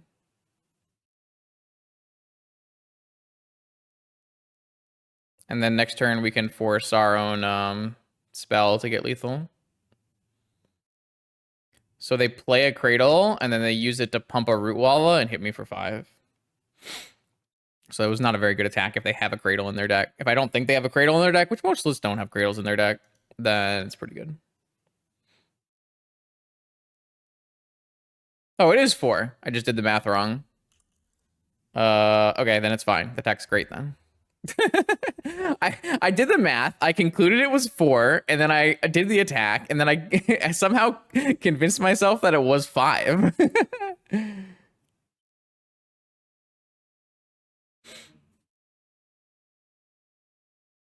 I don't think I'm supposed to cast Lorien. I think that was bad. All right, GG. All right, we're battling. I got a cat. Not the Luris Mirror. What is this fucking hand, man? My deck is so dumb. The Lorien cast was bad. Oh, I also lost the die roll again. I think this hand has to go back as much as I'm down. All right, this one's much better. I think this is 1 Druid away. Yeah, this hand's sick. Sweet. Nice. Ooh, Saga's pretty good against this hand. Oh, Soul Ring? Wow, they didn't have a Soul Ring. Unless he's trying to F6 me too. Another one.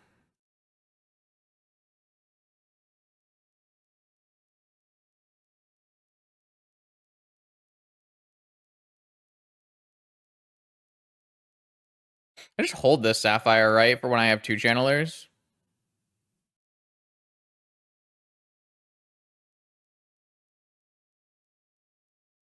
Oh, Cyclorian. That makes sense. So they have to have a Moxen in their hand. Probably have a Moxen in their hand.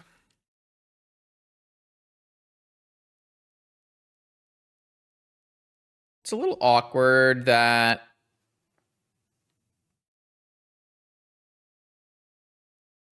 maybe they're just Tinker Breach. Kind of feels like they're just Tinker Breach. No Luris reveal, but Volcanic Islands in a Saga deck. Ooh, is it a 1-drop? No, sir. Bin Questing Druid. Yeah, I think Bin Questing Druid's fine. I'd like to hit like a fetcher or something here.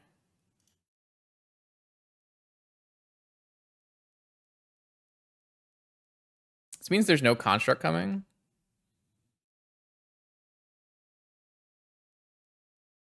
It also gets me closer to... That's kind of not the color that we were looking for, right?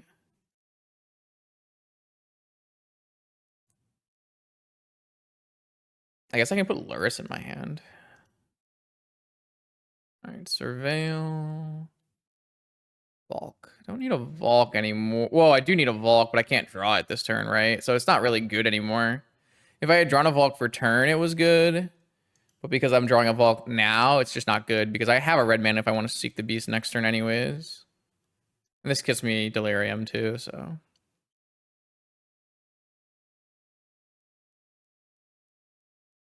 All right, the beatdown is on. I mean, we might just die to Breach Kill or Vault Key here, but I can't really do anything about that, right? Petal.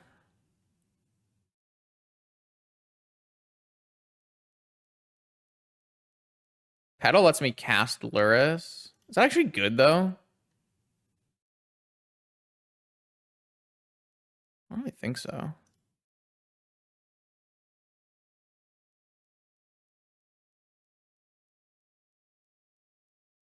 I definitely don't want to play Questing Druid because I just want to cast Seek the Beast.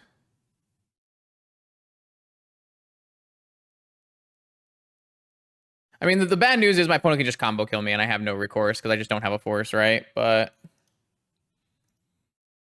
what am I gonna do, really? Just have to take the L's here. If they just search Manifold Key and kill me, or they search Black Lotus and they breach kill me. I can't really do anything about it. Okay, Black Lotus. Saga number 2.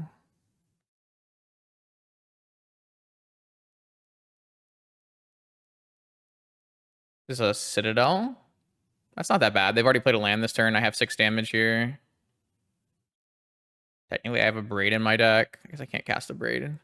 Oh, no, they hit Mystical Tutor, so they win. That's unfortunate. Lots of Tinker Citadel decks would brick here because they've already played their land drop. But this doesn't look like this. Just get Time Walk, so they have a rebuy, and then they don't have. Then it's pretty hard for them to brick after that.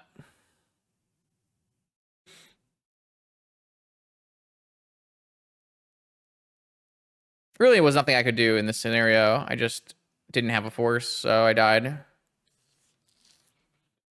They did shuffle there.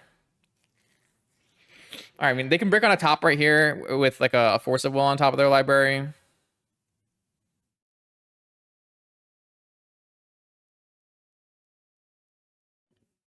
Flusterstorm on top of their library. All those things brick. I would hit them back for 6. They would go to 7, but then they would get like a Sensei's Top or something off of this Saga. I don't actually have the ability to like Questing Druid into a Braid. My opponent does have lethal next turn now too, so I kind of would need to Questing Druid into Time Walk or something. What is this? Oh, cool. Yeah, I mean, my opponent just didn't brick, right? So not much I can really do. I will eventually die here to vault construct tokens. Okay. Unfortunate, but my opponent's draw was just more powerful than mine.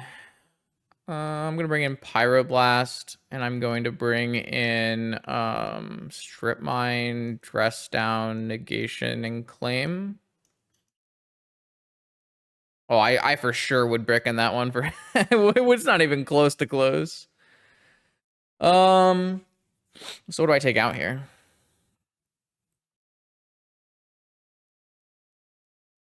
I don't think any of my cards look bad here, which is kind of the problem.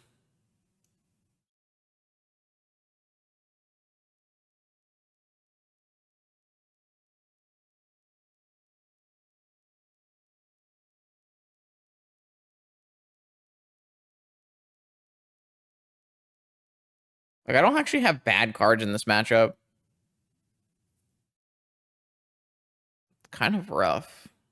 My opponent just was on the play, and they had a Saga, and they got Lotus and killed me, right? If we're on the play in that game, maybe we win. I don't think I need a dress down. Which doesn't feel necessary. I don't know why I put it in my sideboard if I don't feel like I need it, but it just doesn't feel like it's something I need in this matchup. Maybe I'll just, like, they can play Leyline of the Void, so maybe I'll just trim on some things that die to Leyline. You just trim across the board. That's the worst that could happen.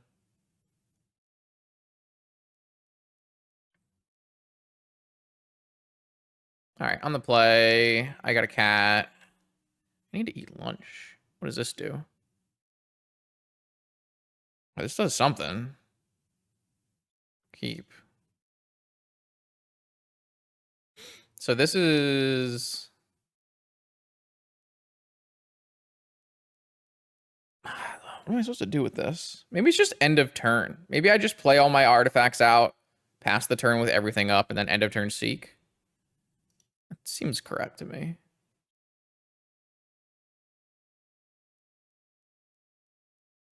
That way I don't have to use my Lotus either.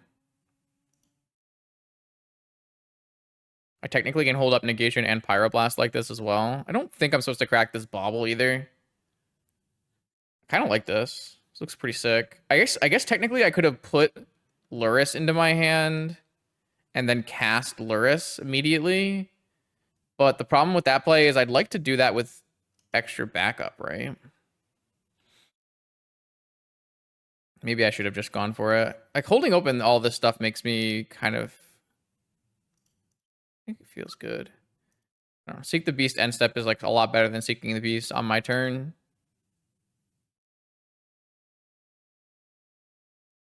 Yeah, but like now I have Tropical Island Flusterstorm. I don't know.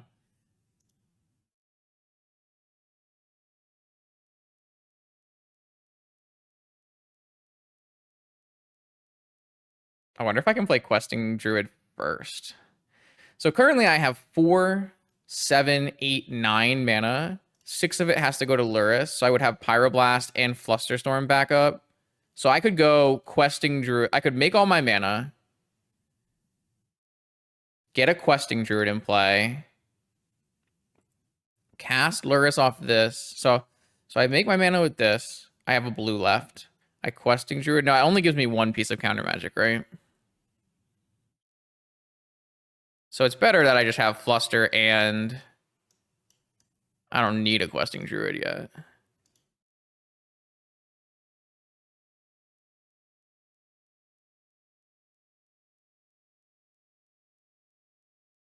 I mean, that Seek the Beast went perfect, right? I hit a land and a Flusterstorm, like crazy.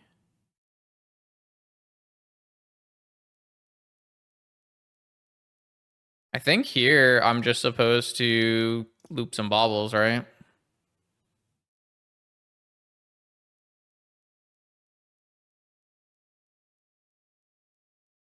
Another Flusterstorm.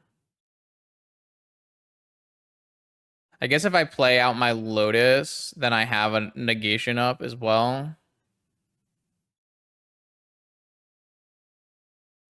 I don't know. I have a lot of stuff.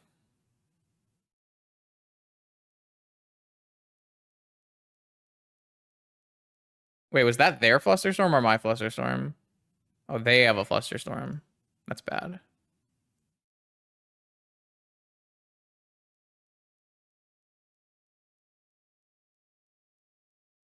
I guess we have floating mana, so there's no reason not to just play this. I guess it can get countered or whatever, but that's fine too. All right, so my opponent has a Flusterstorm. What's this? Oh, okay, sure. We have a negation and a pyroblast, and we're drawing a Lorien revealed. Oh wait, they don't get a Flusterstorm because they just shuffled. So that's interesting. Okay. I mean, I think we're in like a really commanding spot. I would think this is if I'm not winning from this spot, I don't know if my deck's playable. Like we have the turn one-ish Luris Bobble loop with infinite counter magic backup and a Miracle Grow creature. Like that's nuts. We have triple counter this turn. We actually have Luris. We have Tolarian and Lotus, so we can cast Lorien revealed, and we have a Braid. So I feel like it's blue, crack, replay, cast Lorien.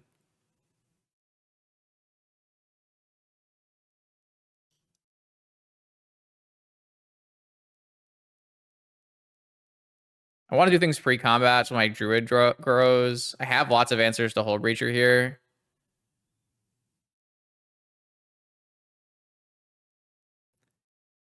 Oh my god.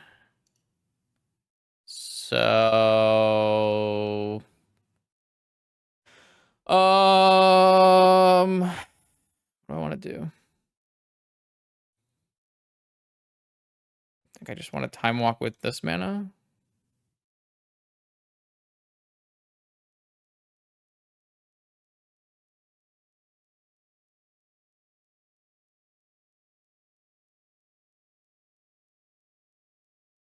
I've never had such an embarrassment of riches.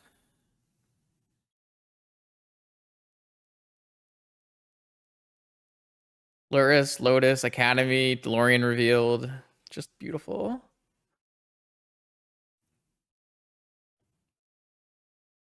This is Mystical Tutor resolves.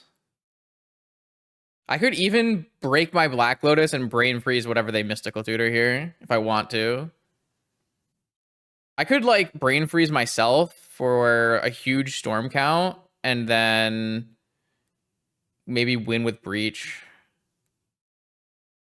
Flusterstorm. They're just gonna go for a Tinker, and I have Pyroblast double force. It's just fine.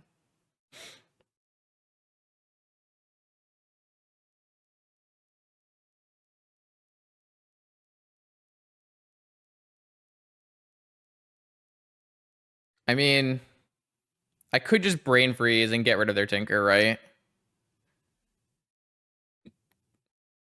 It's got to be better to just hold everything up.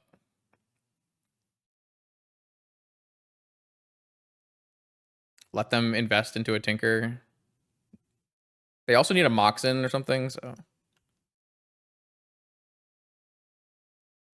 I just don't even think that's worth it. Like, I don't need a brain freeze in this game. I can easily pitch it to force. I'll have double force Pyroblast open. I could even abrade their pedal, or like I can crack this and lose the Tinker battle and still have a braid up. Like even if they somehow resolved everything, yeah, I still have Pyroblast a braid off of this red mana.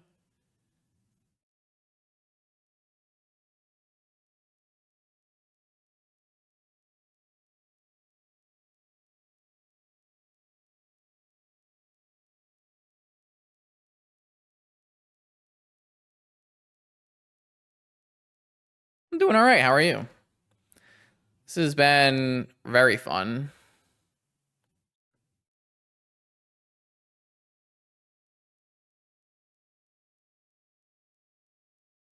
I don't think I need to draw cards. I think I just need to hold open all my mana and win. So I'm just going to attack for 7 and then hold up on all this and win.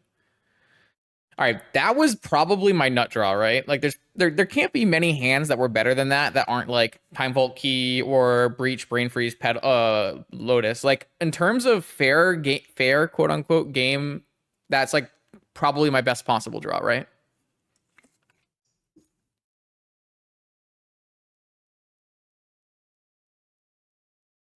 Dak Faden.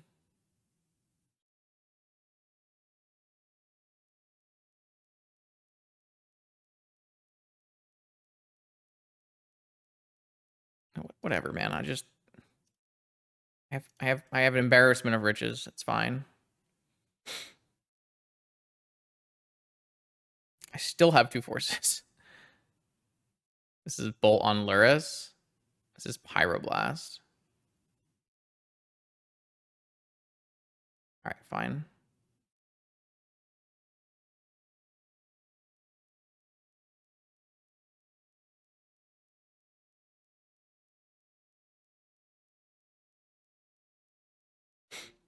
Yeah, I know it doesn't do anything, but I just nothing does anything. I win. I don't know. It's okay. That was sweet. That was great. All right, let's do it again. My deck just operated on full capacity. It was like, here's infinite mana. Also, here's Seek the Beast. Also, your Seek the Beast hits Flusterstorm land, so everything is uncounterable. It was beautiful. Okay, all right. This is some legacy hand right here. Keep.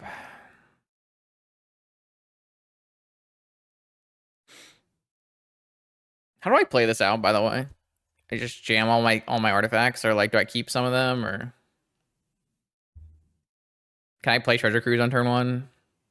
Time Walk. Uh-oh. Am I just gonna get turn 1 tinkered here and I don't have a force in my hand? That would be quite on brand.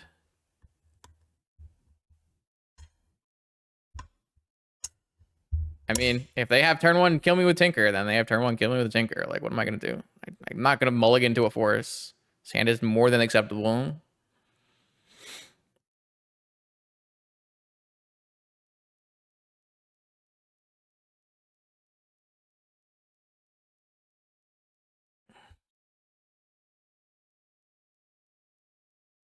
Oh, scroll for Ancestral? Sure.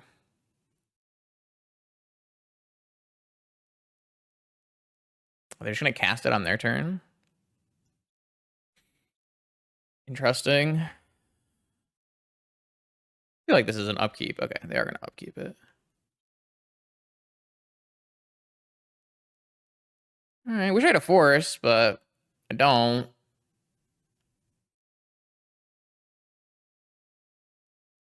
Saga Gaming. Interesting.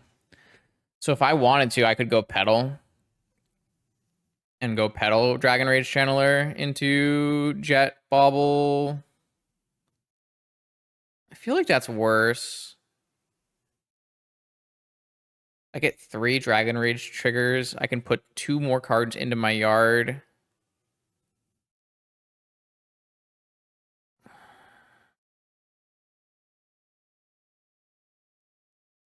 I think I still just want to cast Dragon Rage Channeler. Or maybe the answer is like I go Lotus Petal next and then I Brainstorm. Because then I can Brainstorm cards away. I don't know. I guess if I hit something that changes things. So now I'm a Brain Freeze away from a lethal.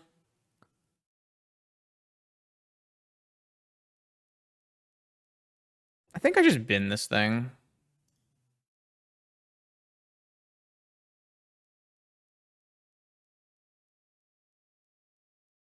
All right, well, there's no way I'm binning that.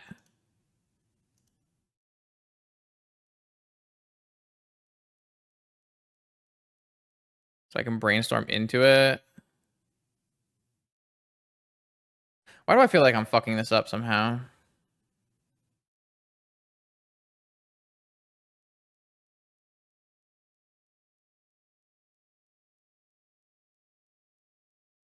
I want to cast it. I want to. Oh, I can't cast it. Fuck. I thought I could cast it. All right. I don't know what the hell I just did then. I just took random game actions and lost.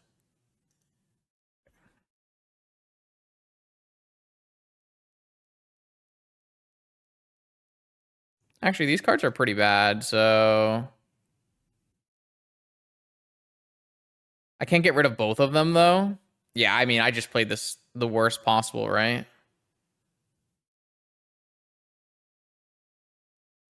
That's crazy how badly I played this. Okay, like, how do I remedy this? I just don't really, right? Okay, yeah, I mean, that was the worst possible way I could have played this out, and I got punished extremely hard for doing so, and there's nothing I can really do about it besides let my opponent kill me. Yeah, my opponent is going to kill me. Awesome. All right, well, we dead. I don't think I could have actually survived this turn anyways unless I found a Force of Will.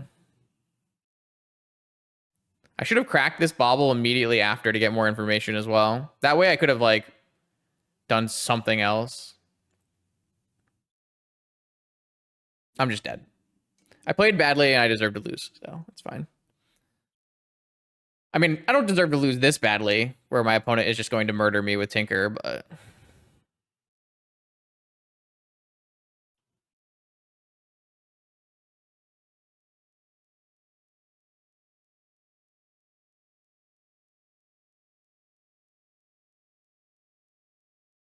yeah, I mean...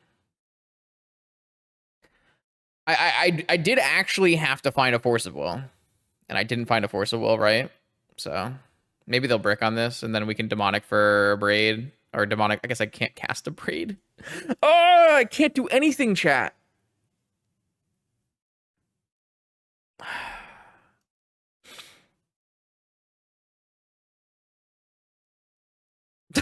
They have never missed the Citadel. It's so bad.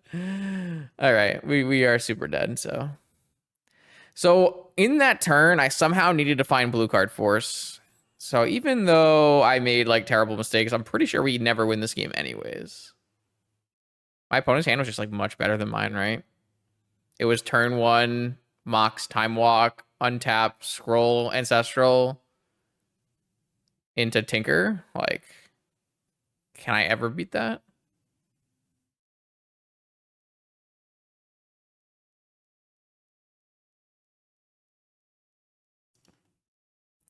Nothing matters.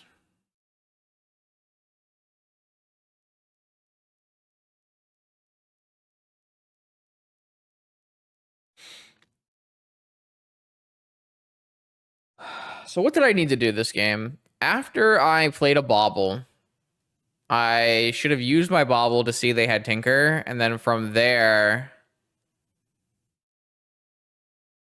I have to mill cards until I find Force. I mean, that's just like not ever going to happen, right? And then I also have to hope they don't have Force of Will in their hand, which is pretty unrealistic. Them playing out this Soul Ring was super greedy, though. The Soul Ring could have been misstepped. I think this was a bad play, but it doesn't really matter.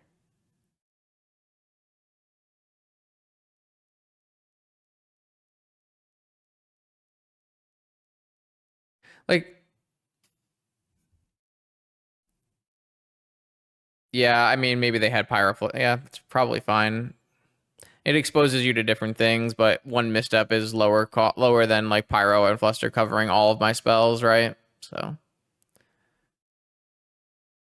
I mean, I can't possibly win from here. My opponent has access to Time Walk, so yeah. Yeah, I mean, it makes sense. Though, I guess if they have Pyroblast as their only spell, then I guess getting this misstep is better. Oh, now they have Tinker. Okay. Yeah, I mean, I just can't. I just can't see myself ever winning this game, anyways. But the play I made was horrendous for sure. Wait, they had deterministic tinker. What are we doing? I guess this is probably deterministic as well, but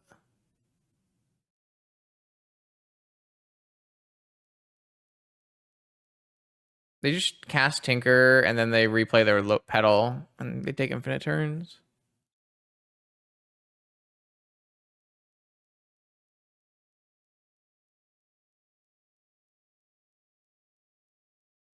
But I guess this also just kills me, right? They cast pedal, and they freeze me again. I think taking infinite turns is more deterministic.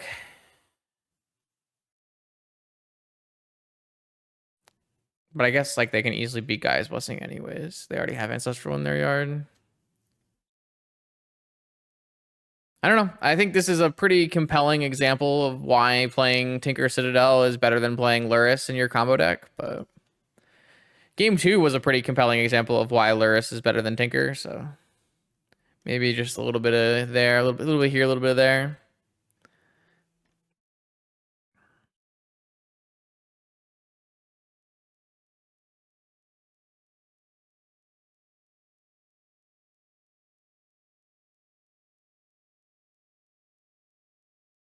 We should probably go back and figure out what I was supposed to do on that turn, even if it didn't matter.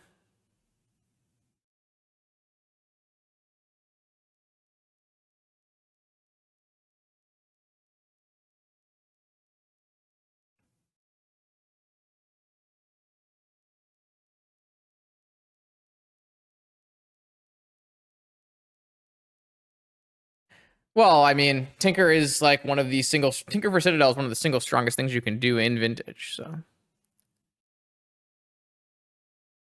all right. So we reviewed this set up, and we think we know maybe a better line. So I like going Volcanic Dragon Rage Channeler here. We know that currently with our hand, unless our Brainstorm were to hit a Sapphire or a Lotus, we can't actually cast a turn 1 Treasure Cruise. So we should be trying to figure out how to cast a Treasure Cruise on turn 2 and having Force Up for their combo.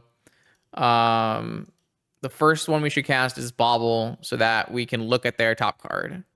Now it's like kind of narrow because like they just happen to have the Tinker on top of their library, which would inform us that we need to have Force of Will. But if we had done that, we would have had that information. So once we know that, we do need to bin every single card on top of the library that isn't Force of Will and isn't it just isn't Force of Will, because we need to try to get our way to Cruise. So we would bin this Breach, and then we would bin the Demonic Tutor, and then when we cast this Brainstorm, we would bin the Saga. So then we would draw Strip Mine and 2 Unknowns, and we would put 2 back, and then we would try. I mean, it doesn't even help us though. Because if we draw Force of Will off of that, unless we draw another blue card with the Brainstorm, then it doesn't even, like, we'd have to pitch our Cruise, right? I don't know. This doesn't seem good. None of these things seem good. Maybe I just have to hold this Brainstorm and I just bin, like, I don't know. I would have to, like, hold the Brainstorm, and any of these 3 things would have to find a force that I can draw off of Bobble. I just don't think, I don't know if there's a sequence here that ever wins us the game because my opponent's hand was way too good.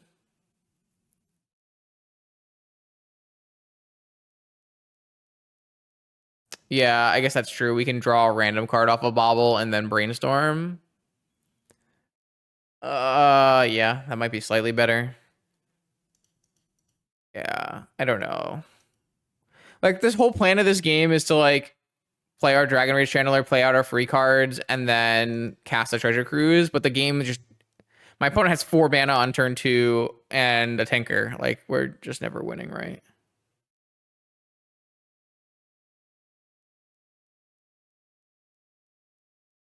And then they played out this soul ring, which represents them having a counterspell backup, like Flusterstorm or Pyroblast.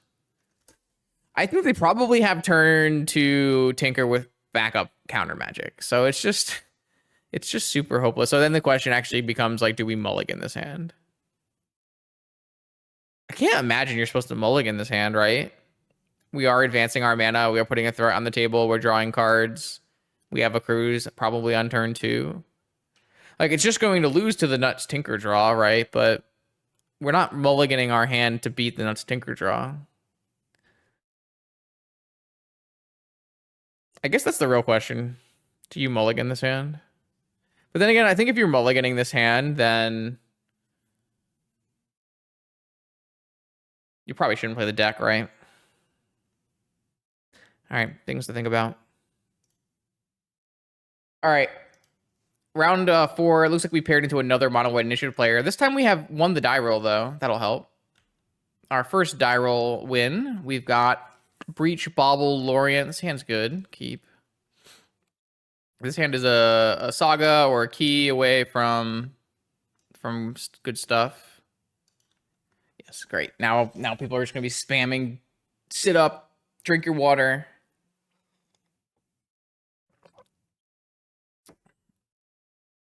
Yeah, I don't know. Like I don't really want people messing with my deck lists when I make content, right? So, like if we did like a certain night where everyone got to like pay a certain amount of points to get cards, then I think that makes sense, but all right, I'm going to cheat and look at my opponent's hand for free. Ooh, they're on Aggro Thoughtcast. Yes, Aggro 8cast, my deck from last weekend. So they have a Force of Will, they have 2 Thoughtcasts, 2 Thought Monitors, Seat Workshop. Okay. Let me take a peek at what's on the top card of my library.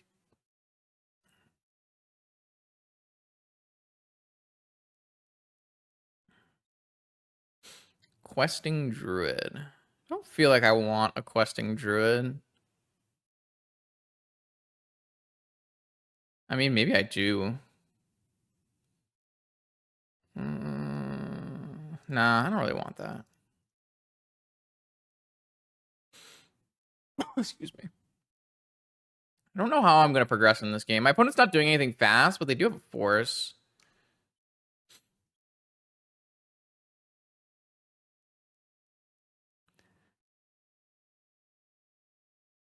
Like, the best thing I can do is draw a Saga and cast a Time Vault with my Saga, right? Because that would just let me... They'd immediately have to force it, and then I can rebuy it later.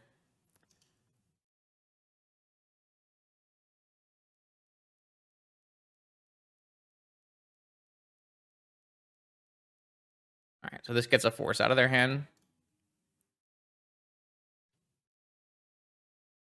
And then I can get Black Lotus and go... Or I can get Key with the Saga, and then return this with Breach or Luris, and it's super good for me. Oh, that worked out just about as how I planned it, so...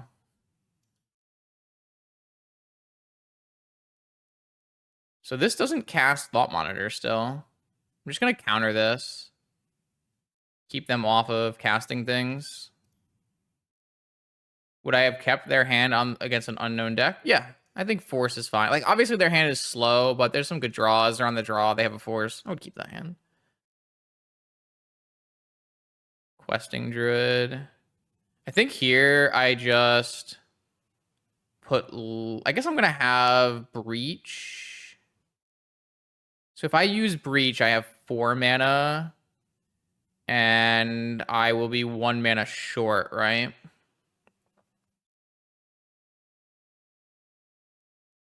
If I get a Lotus, I'm going to be 1 mana short no matter what.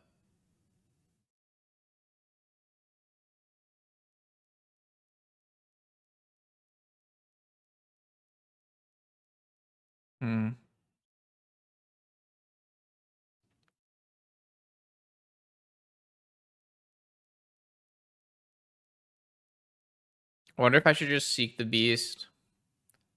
Try to hit Mox on their end step or something. Not really sure. I don't need a construct, right? There's like no point in making a construct. The construct doesn't matter in this game. Issue Island. That doesn't even cast Thought Monitor, right? Yeah, their hand's like super anemic. The countering of the Nettlecyst was really good. I think I'm just gonna Seek the Beast. Try to get myself an additional fast mana to try to win the game.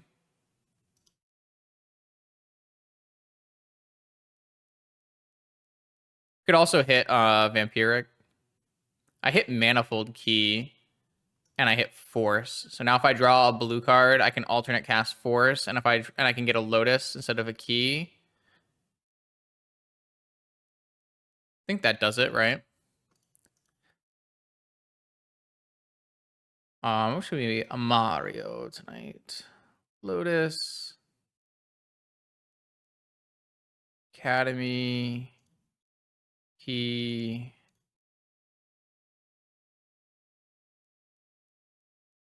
Reach. Time Vault.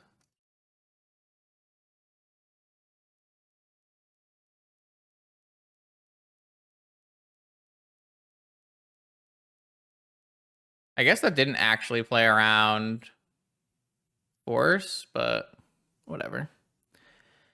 Knew like 3 of my opponent's cards. That was probably not my best line. I wonder if I had like a better line that involved Luris. Not sure. Oh yeah, that deck is sweet. All right, so my opponent is on Thoughtcast.deck. I think we just want Pyroblast. We might want Seal for Nettlecyst. We might want Lightning Bolt. Not sure we want Feed the Swarm. Definitely want Dress Down and Hercules and Claim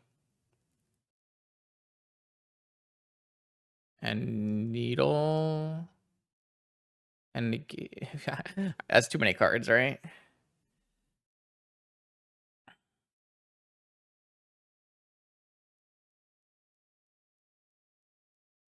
I really don't understand how I'm supposed to do these sideboard plans.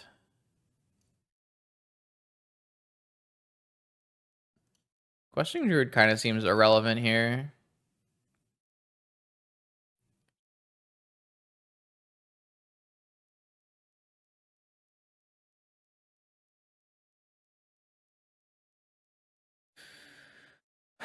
I don't think I need a Needle. It's just Saga, right? Bolt might just not hit enough things.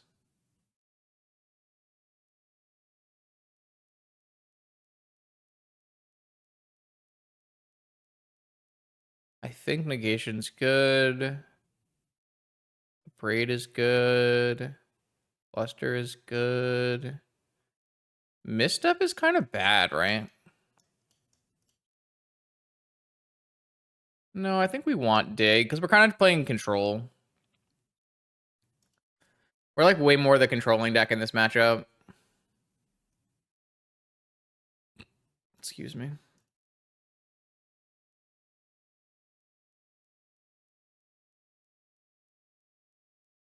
All right, I got a cap. Didn't I say? Well, I said it was Mario. It's me. A Janari. Nothing good here. Oh, okay. Keep. It's pretty close to turn 1 Luris.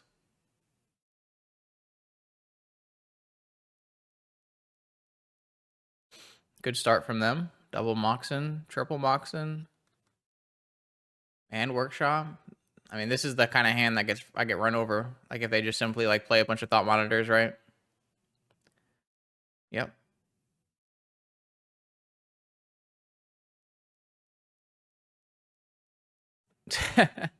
Yep. I don't know. They got a much better hand this game.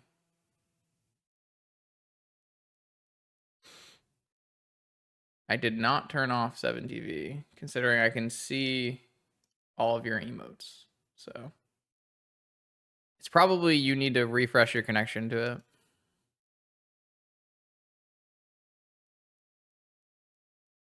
Or maybe I need to refresh my connection to it.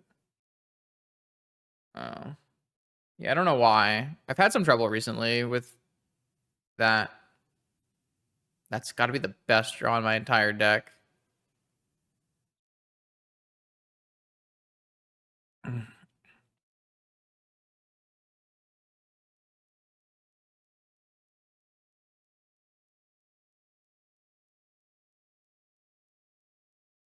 I guess I can. This Lotus can get Mindbreak trapped.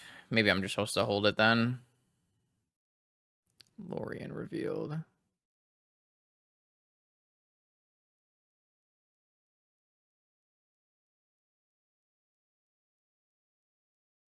My thing's a 3/3 construct. I feel like it's just better to go Luris here, right?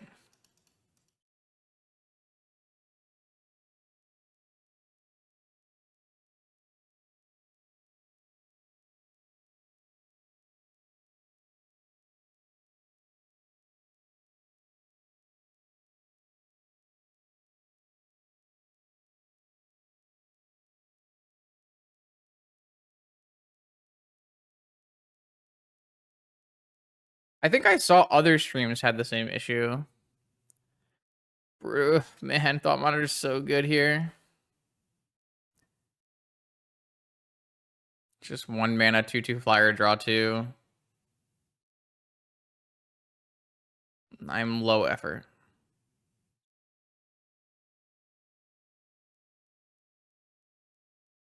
Well, if they go for like a big equip attack or something, at least we have an answer. But they just drew another 4 cards, 5 cards this turn, right?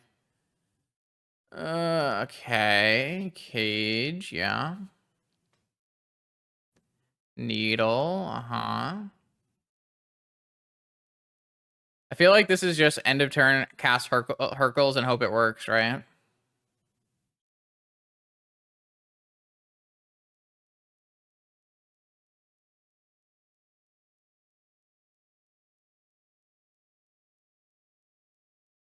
I can take 13. They have 3 cards in hand. It needs to resolve, and then I need to cast under Lorien revealed, I guess.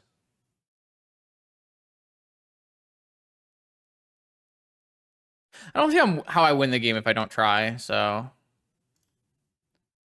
Oh, they just have nothing? Sick. All right, they have to discard 7 cards to hand size.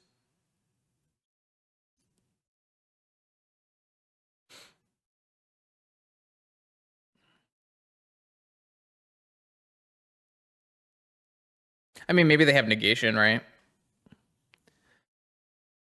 Oh, I should have probably have figured out what their cards were.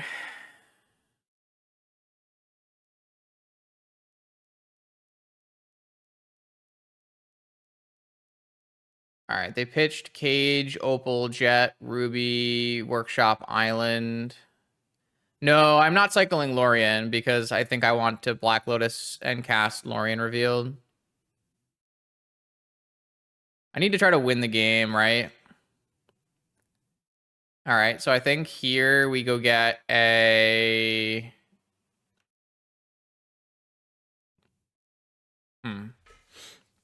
Maybe I just get a Ruby so I can play Channeler first. And I go Channeler, Lotus. And then maybe I can just go for a Breach kill. I can Breach every turn. Is a Ruby better than a Petal?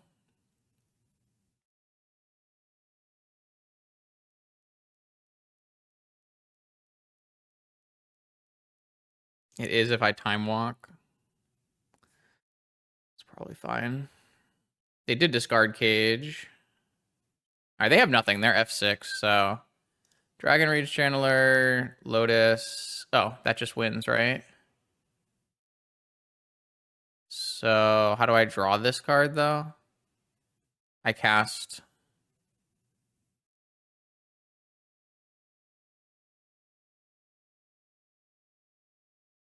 I have 6 mana. I cast Breach, Time Walk. I don't have enough cards in my yard to do that. Maybe I should have cycled. Oh, I can cycle Lorien, I guess. That doesn't help me, though. Oh, yeah, I guess I guess I don't need to say. Yeah, you're right. I don't know what the fuck am I talking about, man? How bad am I at Underworld Breach? Just like impossibly bad at Underworld Breach, I guess. It's pretty embarrassing. Oh. Yeah, okay, sure.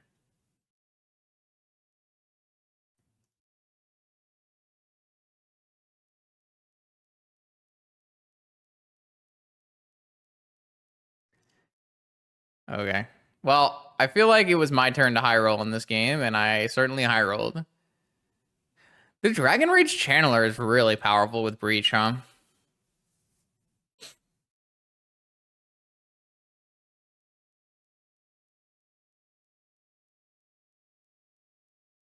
Hmm. Like if I didn't draw Dragon Rage Channeler's turn, I'm probably Lorien revealed, right?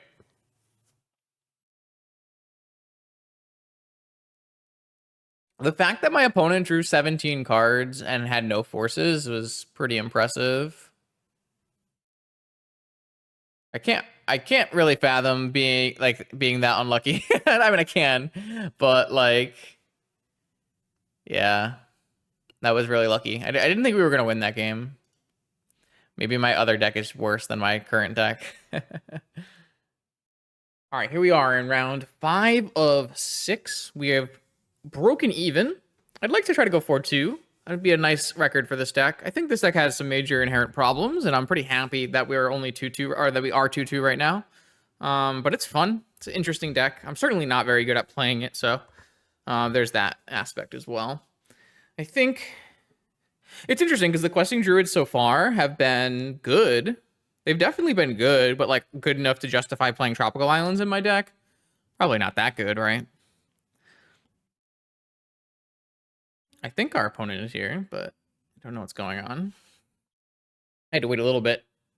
They said they were reporting a bug from the last round, but they did say good luck, have fun. So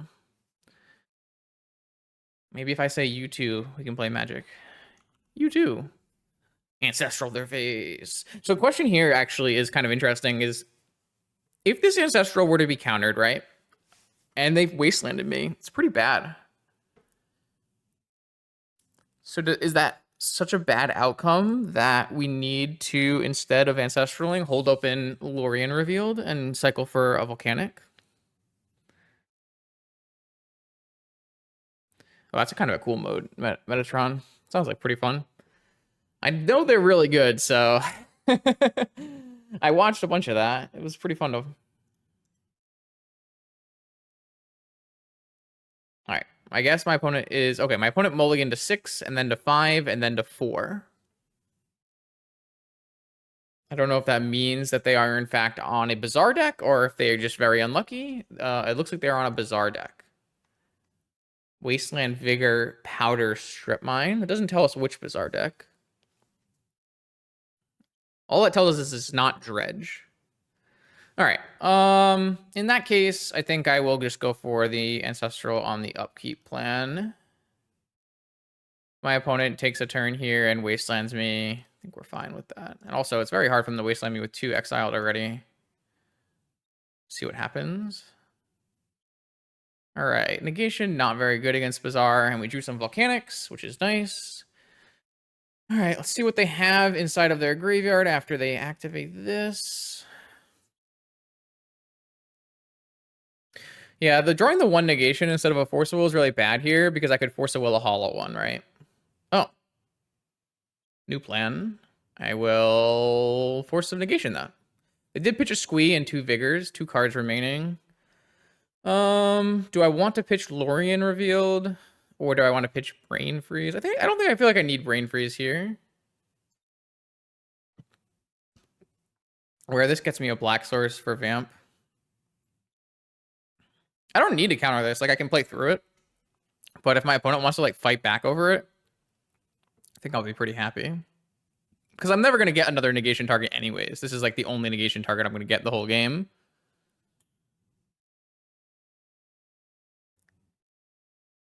One Squee though, not bad for them.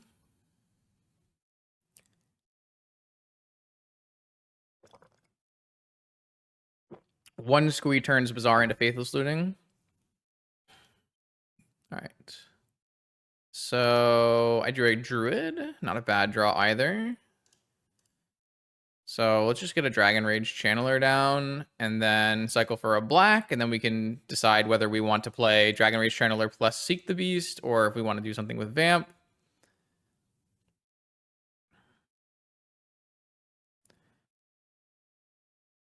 We don't have infinite time, but we do have a lot of time. My opponent didn't have a lot of starting cards, and they don't have double squee. They only have single squee.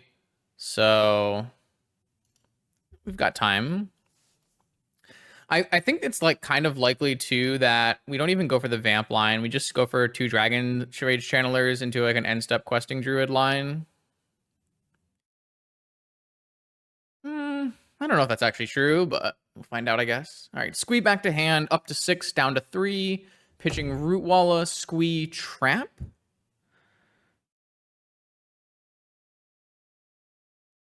Okay. And found a hollow one. Okay. Still not getting pressured, really. 2 cards in hand. Cycle Lorien revealed. Let's go get an Underground Sea.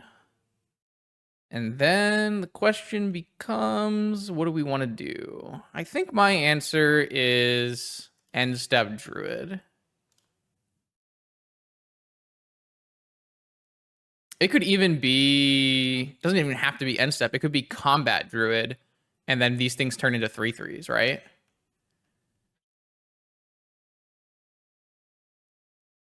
That's kind of sick, isn't it?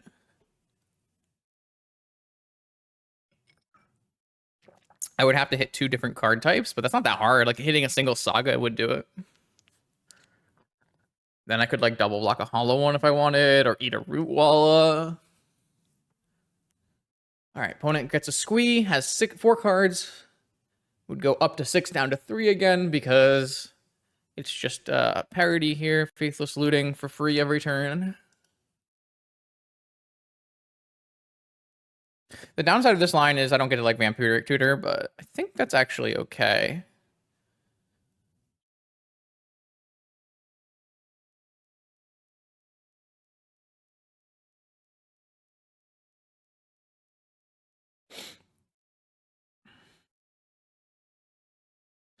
We're in a pretty interesting spot in this game. We're very lucky my opponent didn't keep a 7-card hand. I don't think we're ever beating a 7-card hand. We also just got paired against Squee again. I feel like that we've run real rough because we've paired against, what, 2 Squee decks and a mono white deck? Oof, man. Those are not matchups I'd want to play against if I was just playing this deck. All right, so my opponent has 2 Powders gone, a Squee, 3 cards in hand. Do they attack? They attack, so... Seek the Beast, exile the top 2 and play them until your next end step. All right, so that's a really easy. We can cast Seek the Beast, trigger both Dragon Rage Channelers. Currently, we have instant and sorcery in our yard. Seek the Beast won't go in our yard, so we'd have to hit 2 different types of not those. Merchant Scroll.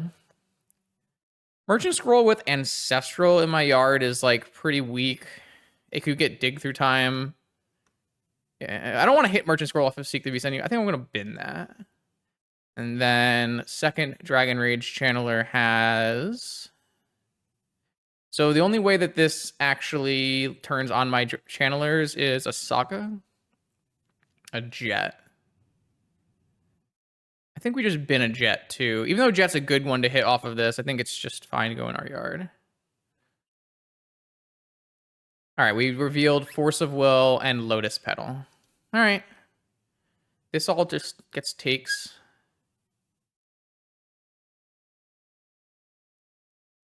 So a point of contention comes here with...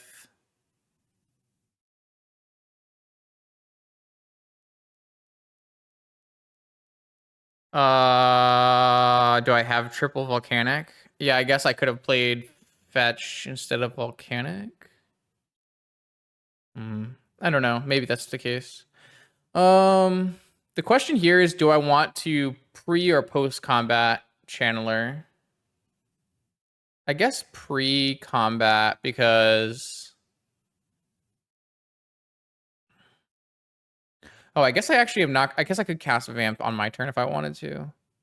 No, yeah, I could. So I would go questing druid, lotus petal, cast vamp now, which would trigger my, I guess, because I'm playing saga this turn.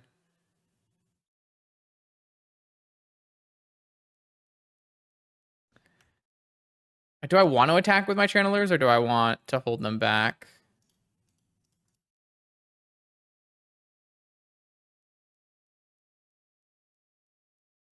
I guess I'd like to attack, right? Set up time walk lines. Lorien revealed. I feel like at this point I don't need a Lorien revealed. A braid? How do I draw this a braid though? I can't draw this a braid. And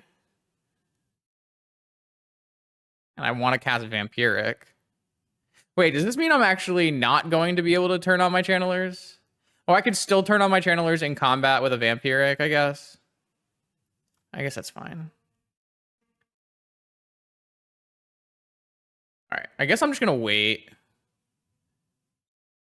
Like, we just go Time Walk, right? With our Vampiric here.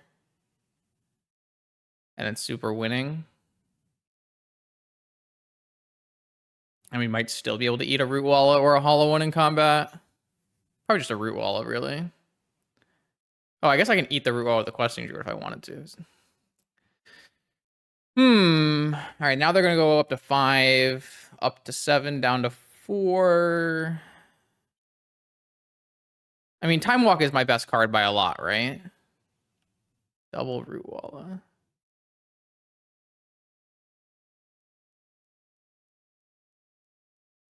I mean, maybe the Breach is my best card. Well, no, I need a Time Walk for Breach to be my best card. Have an active Saga.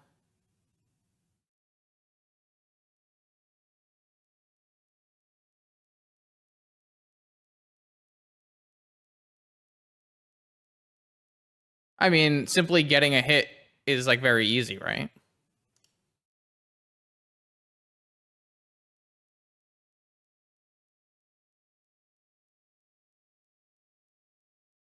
Any land does it, and I don't want any lands. Black Lotus? So now I can put...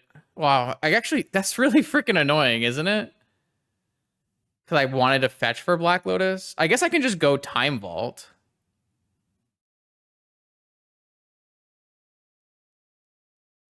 I could just fetch Key and put Time Vault on top of my deck. I guess that's the best thing to do, right? Oh, no, I don't get to fetch yet because I don't have Time Walk yet. Okay. Well, like, would I trade my Dragon Rage channelers for a hollow one? I guess is the real question.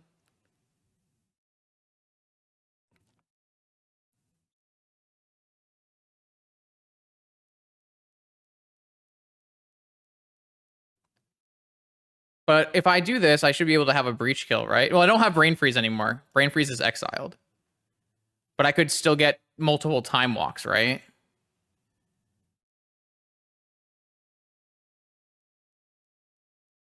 This deck is too hard for me.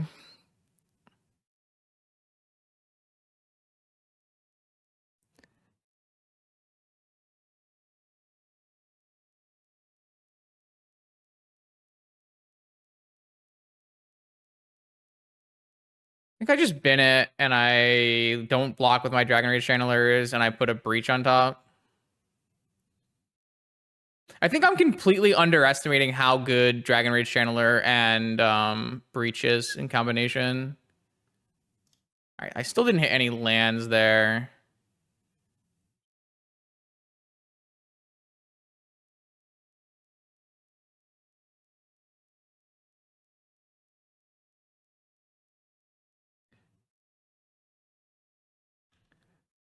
If they activate... I mean, what if we just get countered? Are we okay? I should do this second main, right? No, I shouldn't do this second main.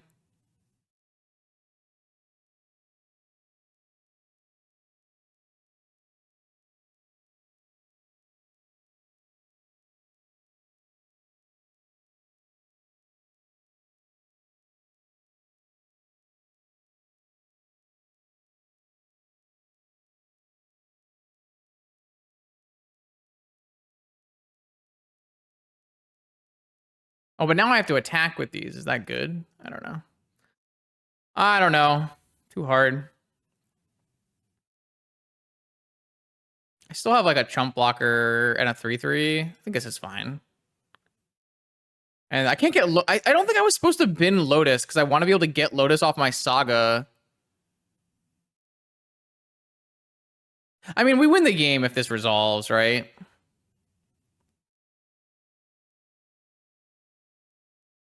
So maybe it just makes sense. All right, they had negation, which is the worst outcome because now I can't replay it with Luris. So I just make a Saga token and attack.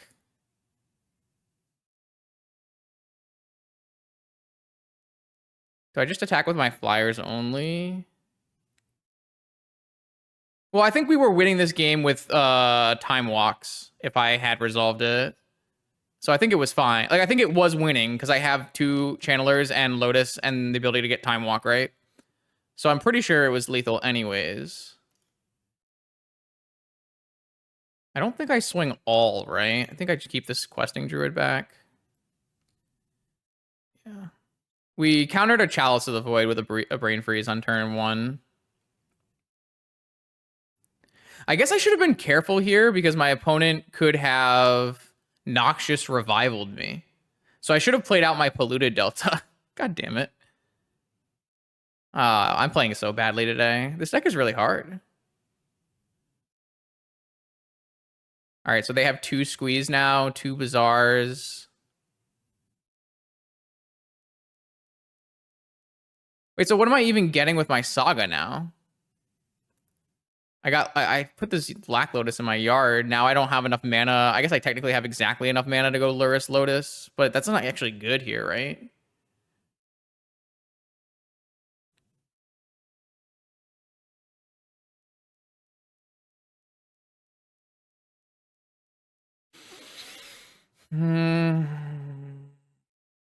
I feel like I'm gonna make a construct, chump block this hollow one, eat a root walla. I mean, they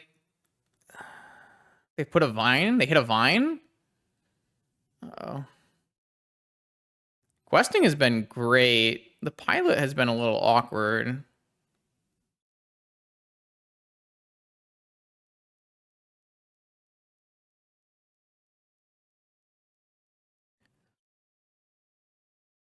I figured I played this game so badly.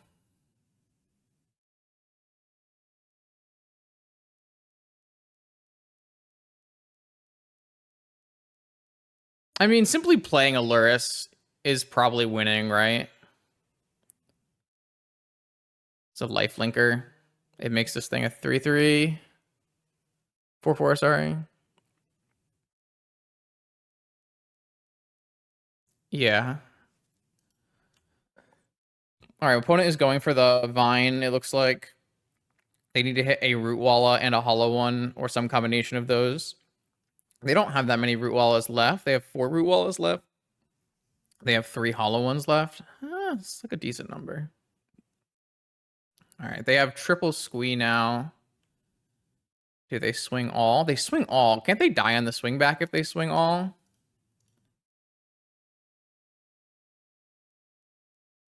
Three, 6, 10.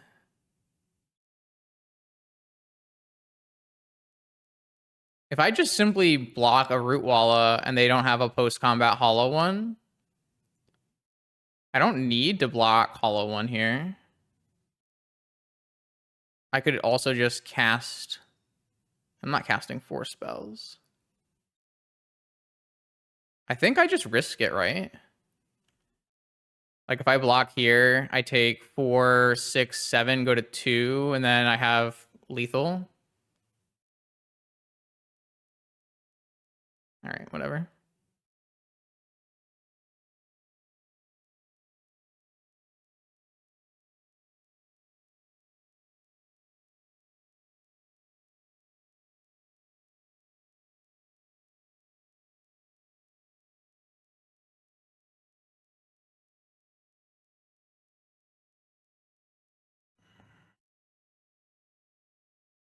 Gets a mox. Is 11. Luris is 12 and Replay Lotus is 13.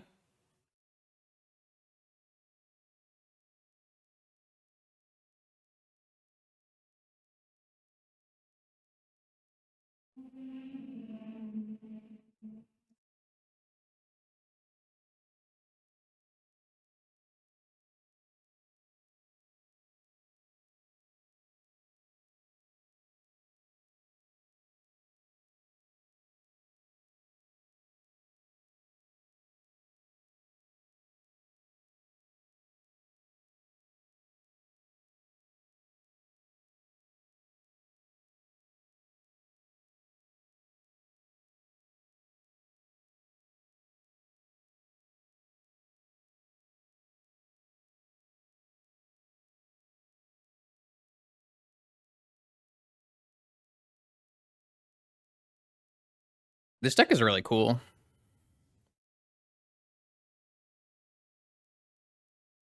feel like I played that badly again, but it was enough. Okay. Nihil Spellbomb. Lightning Bolt, maybe. Needle Strip, Tabernacle, and Nature's Claim, possibly. Vault Key. Dig Through Time.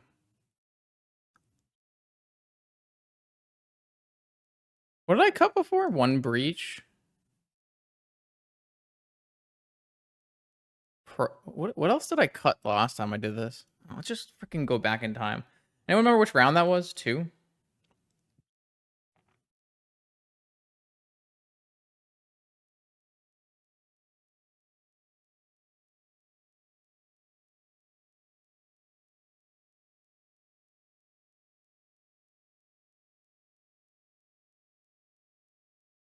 Oh, right. Negation.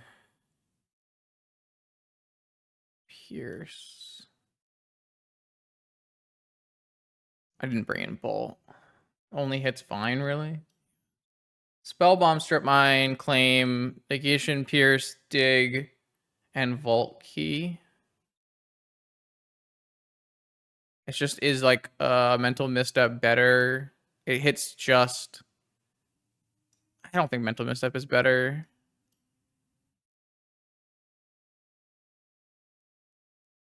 Probably like this.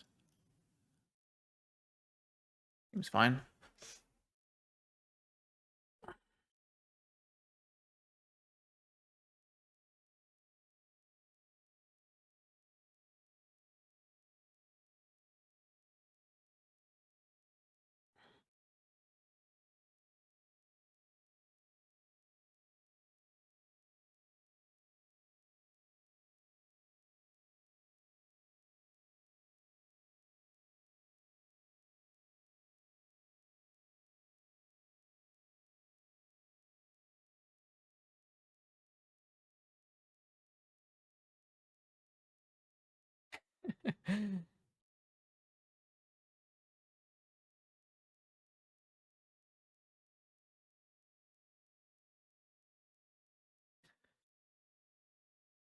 All right, all right, all right. Took game 1. Very good. Very, very good.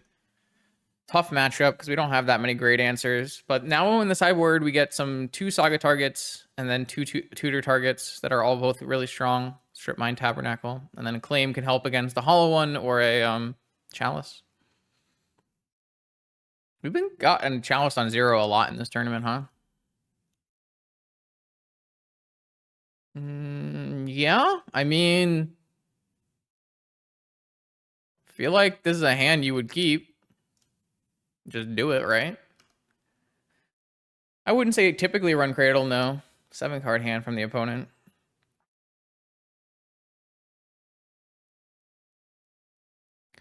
Volk, Ruby. Sorry, Volk, Channeler, Ruby, Channeler, Mox, Lotus, try to win. I mean, it feels bad into Mind Break Trap, Force, like everything, right? It feels bad into cards. Agreed. A Braid, interesting. All right.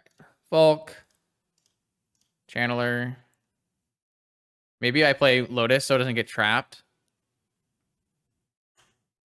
I can just crack my Lotus for red, right? Because I can just cast a Braid this turn anyways. Lotus.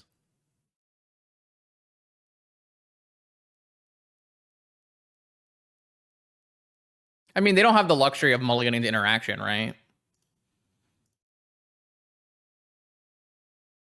Like, they can... All they can do is keep their hand that has a Bazaar. I think I just bin everything, right? I don't have any draw spells anyways.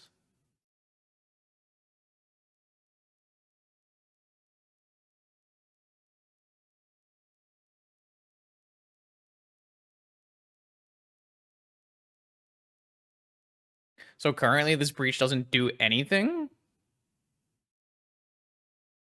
I guess we'd rather just cast this Abrade, right?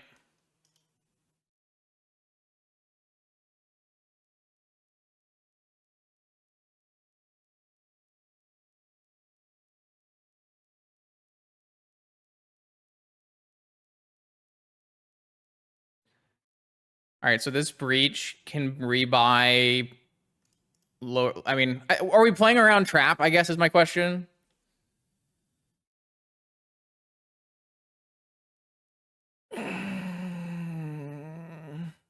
Oh, I mean, I think you draw more cards by casting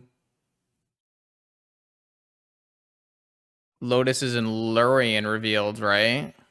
Is that better than Bobble? I don't know.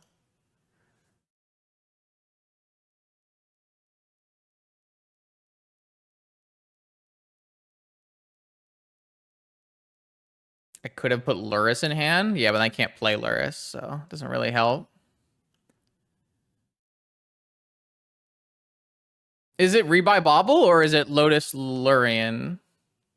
Oh, I can fucking... If I can rebuy a Needle, oh my god.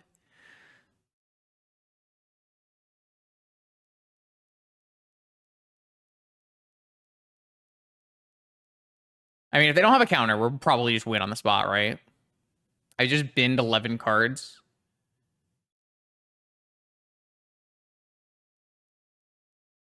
I guess they could just have a Vigor, right? Then I'm only going to get one card. But then at least I get Lotus, and I can go Luris Lotus on the next turn. Like, my first spell should always be Lotus here if it resolves.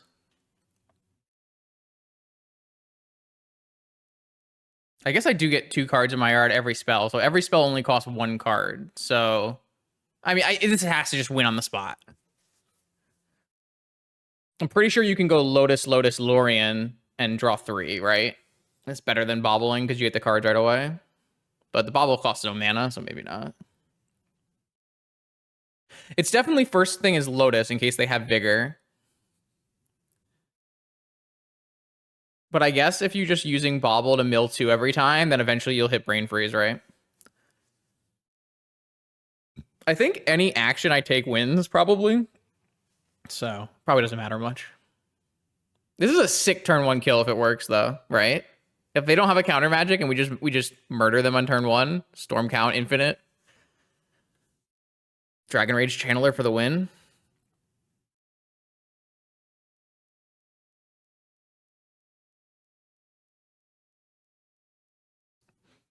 If my opponent doesn't have anything, I'd like them to just F6 so we can do it. They're going to Noxious Revival the Lotus on top. That doesn't do anything. Because I just mill the Lotus with my first spell. Sounds like we're going to win. Yeah.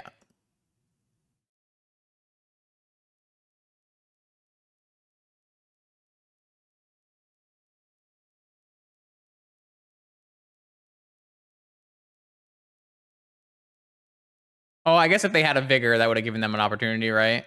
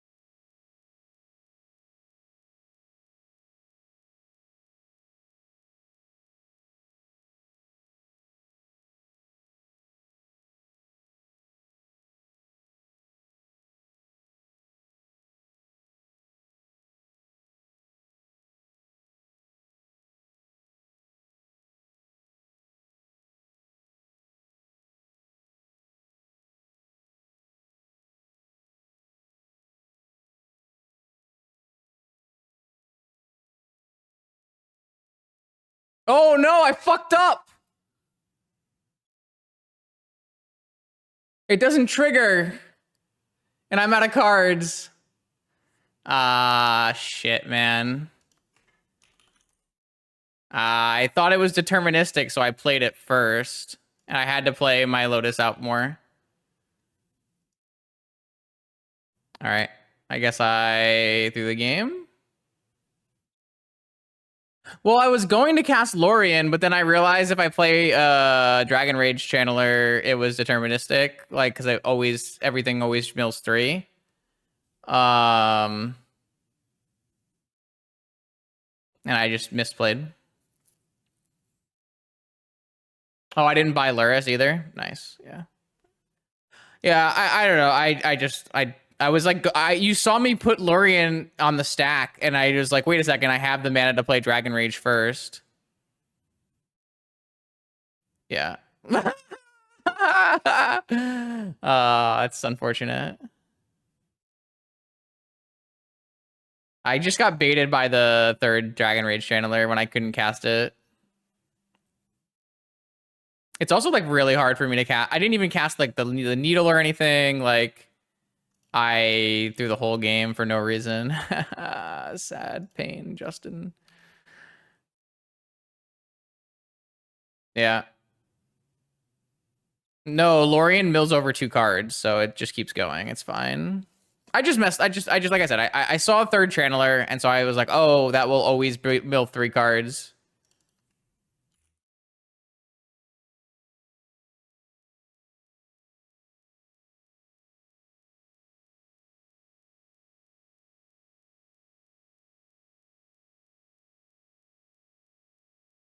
I can still win this game. I just need to draw another fucking Underground Sea, probably. Actually, I don't have another Underground Sea in my deck. I have to draw exactly Jet. I threw the game. Oh. The game is easy.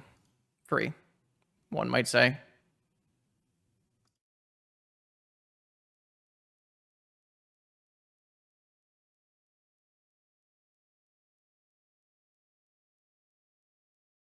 I just go Needle first, right?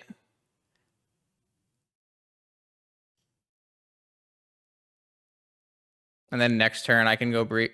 Oh, fucking hell. They had negation. All right, that's fine. I mean, I think we're still win this game.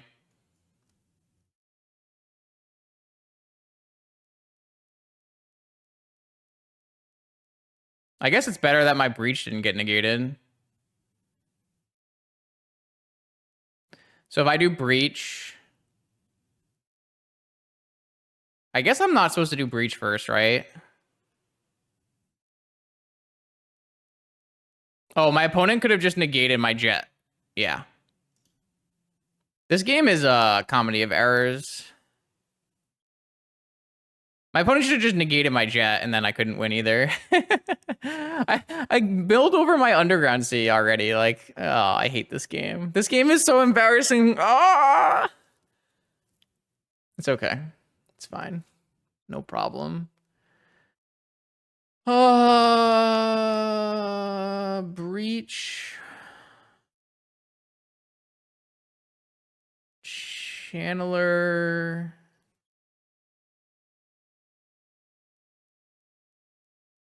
So if I cast Breach, and then I exile 2 Channelers and a Lorien Veiled to cast a Channeler, and then I bobble. It's better to just play a Lorien, a Dragon Rage Channeler and cast a bobble, right?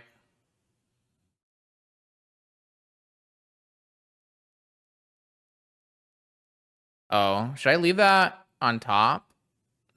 I shouldn't leave anything on top. Oh, I should have leave it on top because I can draw it and cast it. I'm bad. I'm so bad. It's fine. It's fine. No problem. They're drawing a Serum Powder. Laughable deck.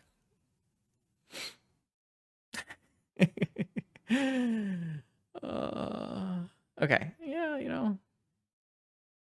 What's a few throws between friends?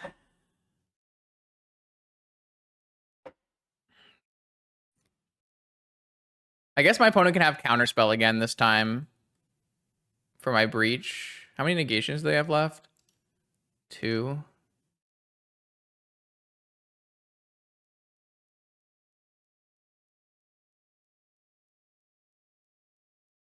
If they have a negation for breach, still fine. Well, I think they probably have force, right? Oh, I should just cast. Oh, now I have force backup. So now we can cast breach. It doesn't matter.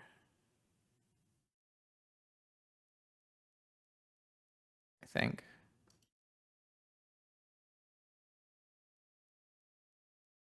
Tabernacle.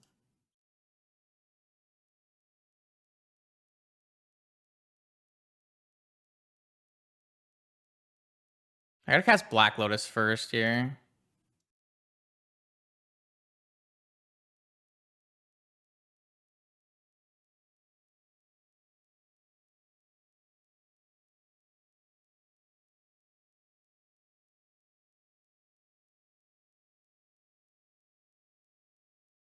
Can I cast Seek the Beast from exile? Oh, I can.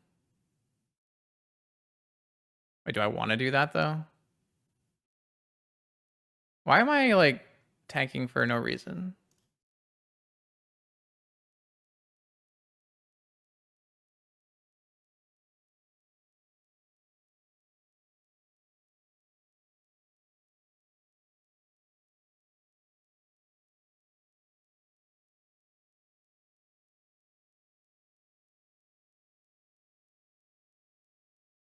I don't know, man. There's too many options.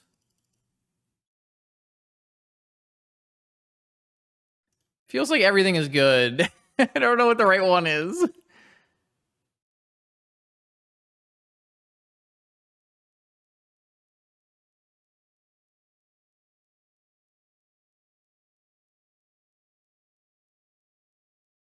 I need to get another Dragon Rage channeler in play, right?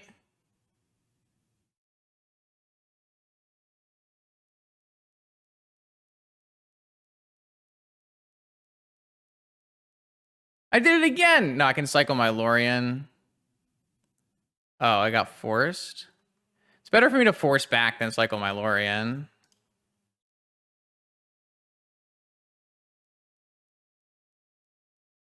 Wait, is that win finally?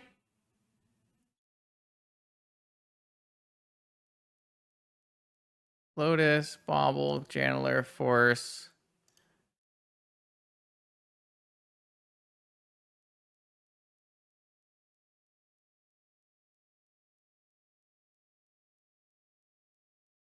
This doesn't win.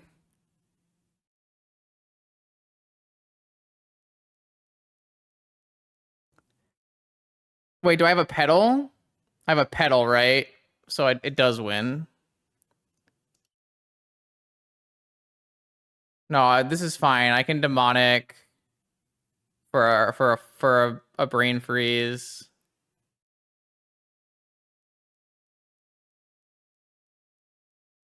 I have a pedal, right?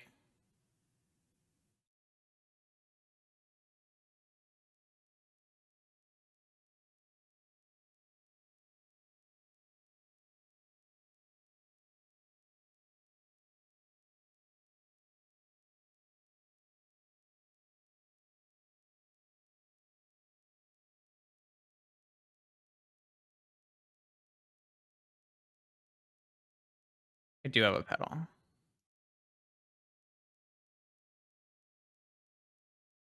Okay.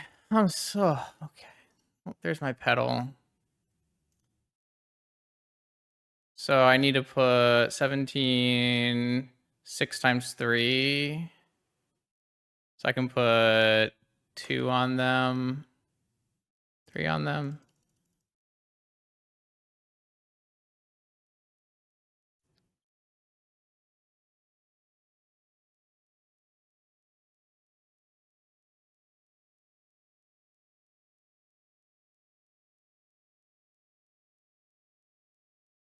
Battle on. Yes. My opponent asked, is Leyline good against you? To which I responded, yes.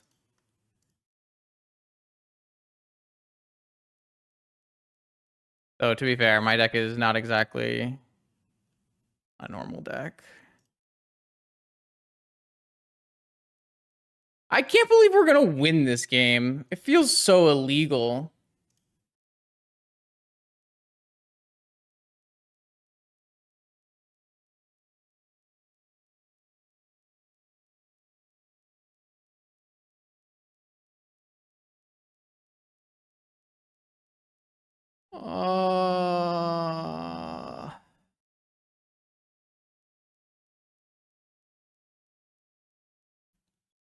Everything about this game feels completely illegal.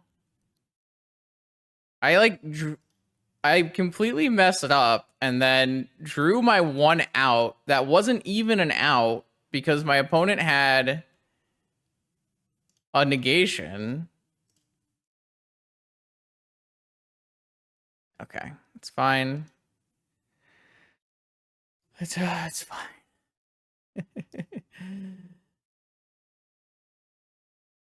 GG's.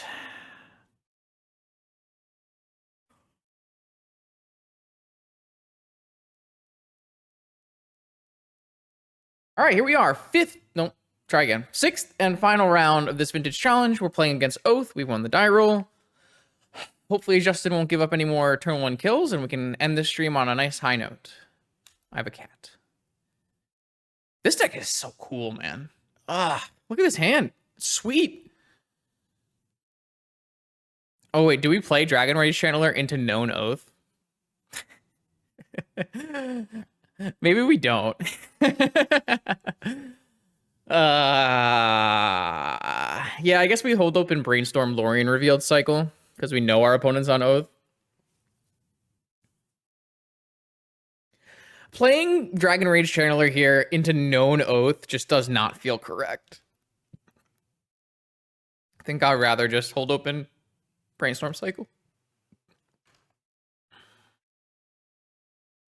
We might need a force anyways, right? If they're show and tell Oath.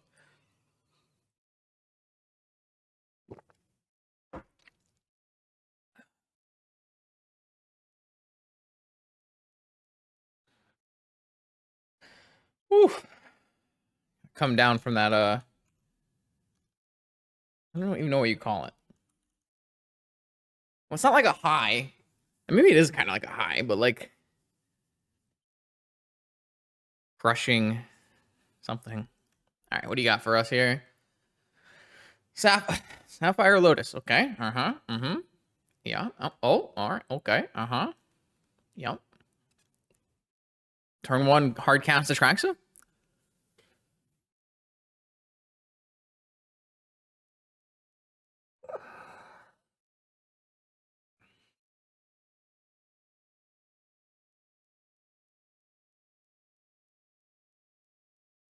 Black. Demonic. Okay.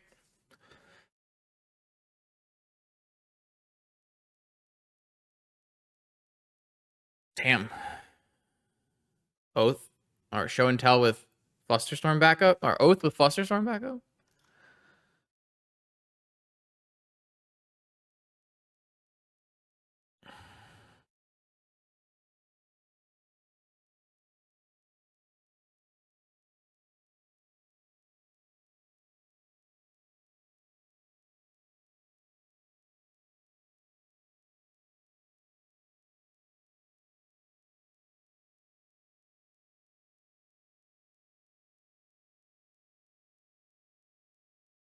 So if we just get rid of Druid and Channeler. No. If we get rid of Dig and Druid, and then we just try to like YOLO a breach kill. Is that the best way forward here? We'll have 4 mana, Dragon Rage Channeler, 2 triggers. I feel like that's what we want to do. Dig, Druid, cycle. Oh wait, no. We can go with for the fetch land back, right? Fetch land, dig, cycle. All right, fetch land, dig. I guess we could technically draw a braid.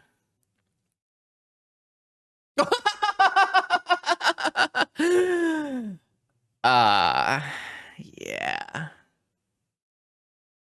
Okay. You got me. I've been bested in the arena of ideas here.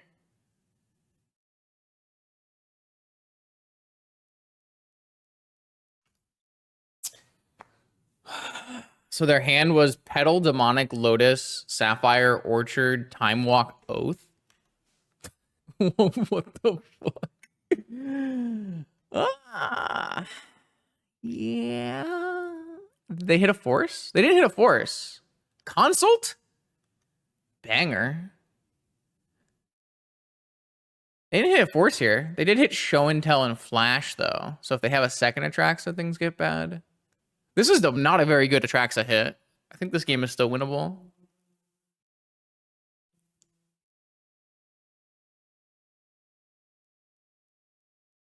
I mean, that's assuming they don't have another force in their hand, right?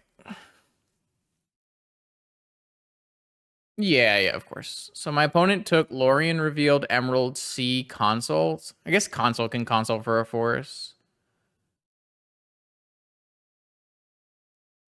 They took Lorien Revealed here? Why would you take Lorien Revealed over Show and Tell? Hmm. Okay. Maybe they already have another one.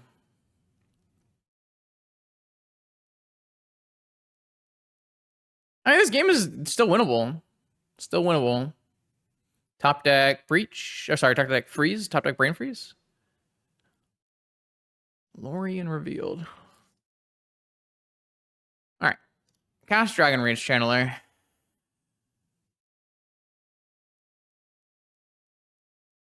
Cast Ruby.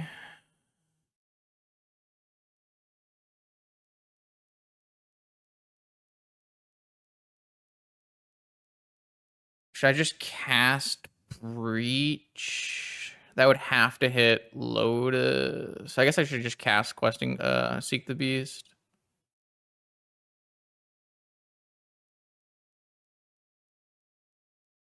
This has not gone well. I need to hit Lotus Freeze off of this. I hit Time Vault Abrade. I can't cast any of that. Dope.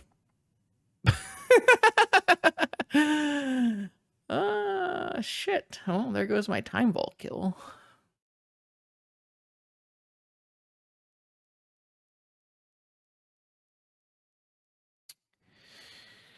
Okay. That didn't work out. I just want to, I'll let them spin more here and see what happens. Okay.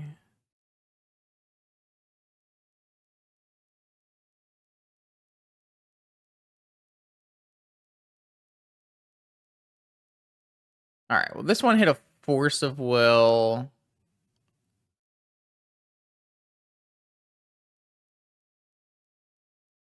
And an Oko. All right. I still could hit Force of Will off the top of my deck. Breach with Force of Will backup and have Breach and Force of Will bin Brain Freeze. So I think it's still not actually in concession territory yet.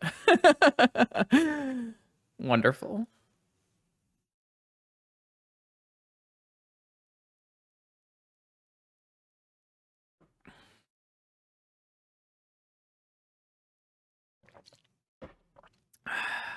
Still winnable.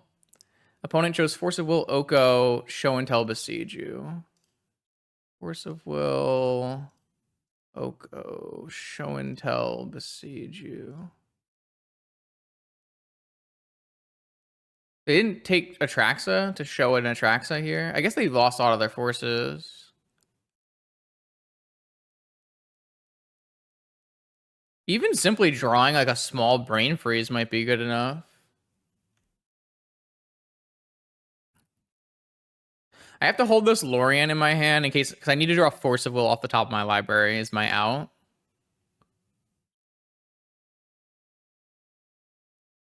What is this? Oko? Turn off my Dragon Rage channeler? That would be game ending. Yeah. Good play. Good play.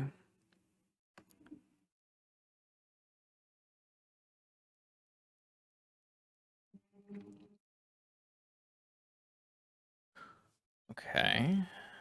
Dragon Rage channeler.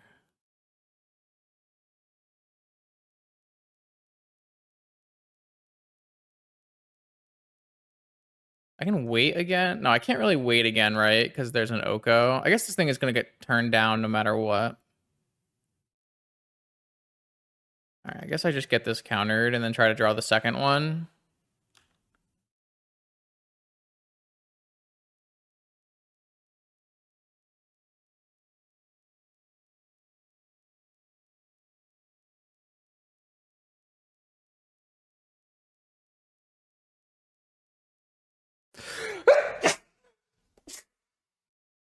Excuse me.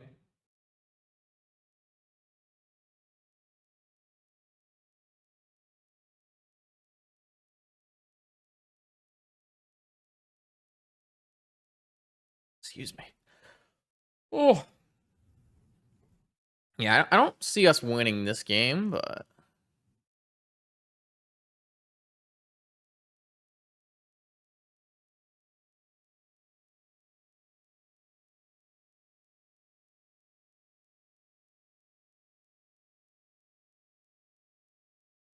they're gonna force the brainstorm. Okay, yeah.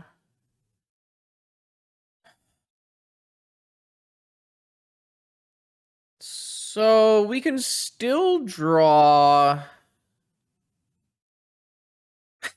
I don't think we have any draws left, actually. I guess we could just draw Ancestral. Like, they could just have no more counters left, right?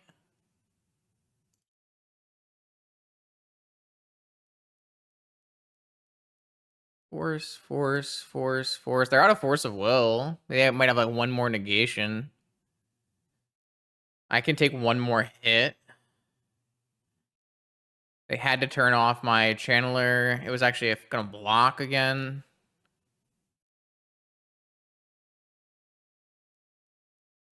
Yeah, I think this game is still technically winnable.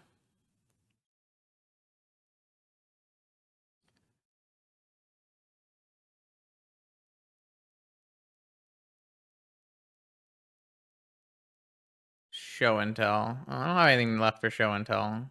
Atraxa? Okay. Oh, I didn't hit a force, so I don't know, man.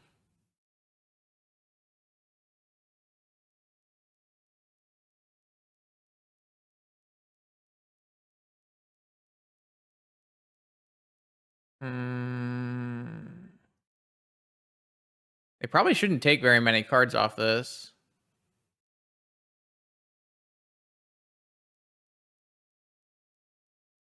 The only way I win here is they didn't take oath, right? They didn't take oath. The only way I win here is Ancestral into Brain Freeze kill.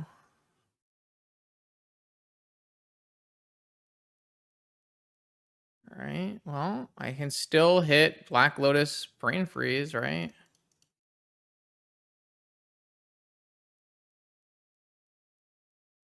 Ancestral in response. Looking for their last negation, I think. I think they have one negation left in their deck they're looking for. Now, if I hit Black Lotus Brain Freeze, this would kill. Oh, Spell Pierce. Sure. Okay. All right. So we did die. But it almost worked out. We're not going to get the job done. All right, so Seal of Removal, Feed the Swarm, Nature's Claim, Dress Down, Negation, Pyroblast. Some pretty good sideboard cards. And then I think in this game, I kind of want to take out like tons of the creatures.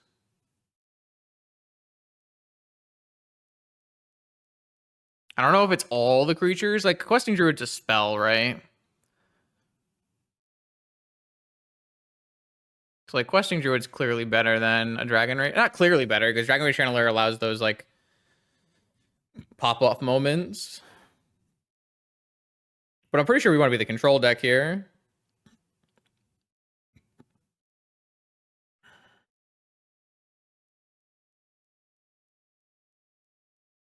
Is a Braid worth playing here? Because it can buy me a turn, kills a Citadel. I think maybe it's just not. Maybe a Druid's better than a Braid.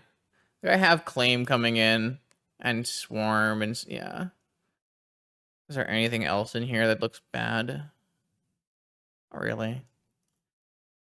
All right. Yeah, I mean, Questing Druid is just it's a draw spell, so you can just leave it in and just never cast the back half if we don't need to. For how good my draw my opponent had, I think it was pretty close. I have a cat. I have, yeah, sure, Force. Brain Freeze can definitely kill my opponent's deck if they mill over too much as well, just like natural Brain Freeze. I think this is going to be an end step Brainstorm into a Lorien Revealed in the upkeep.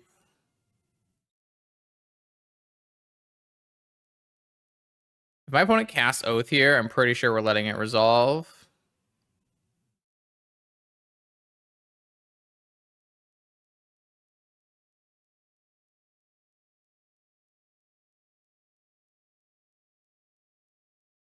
Is it correct to end step Brainstorm here? What cards don't I want? I guess the Brain Freeze. I guess there's no reason not to Brainstorm on the stack.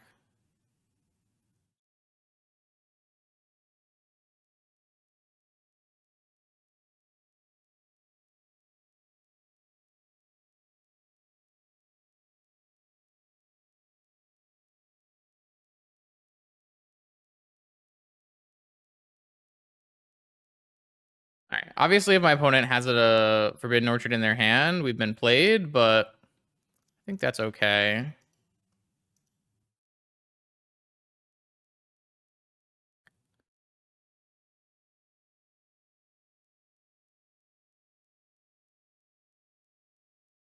That's a good draw.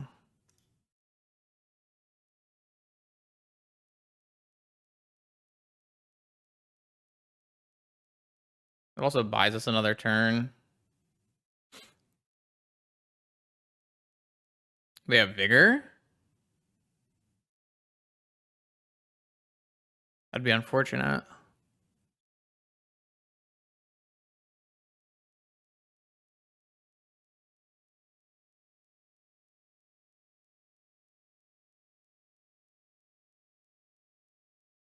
Would they pitch? Another Vigor? It's quite... I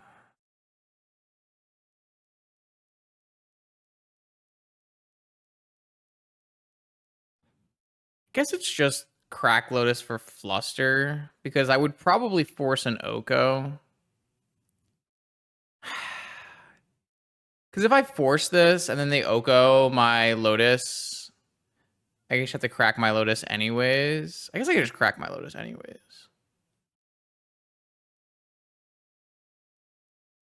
It's not like I can play my Oath or my Lurrus or anything. Like, I definitely have to counter this. I just don't know which one I'm supposed to counter this with. I guess I theoretically can fluster this and then just use the rest of my mana to cycle a Dress Down.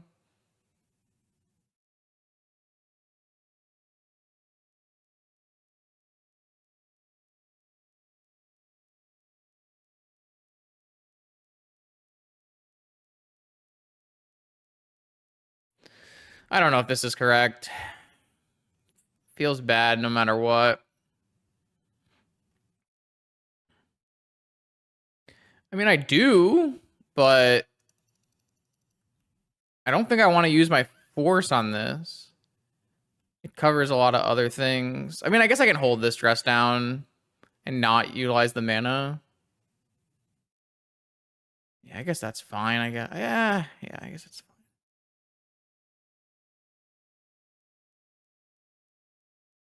Because I want to have the dress down in case they resolve show and tell as well, right?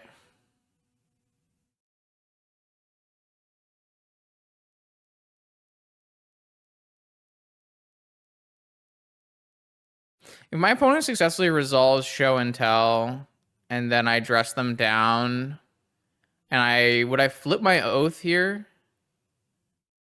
I guess I would flip my oath into a questing druid and put a bunch of cards in my yard.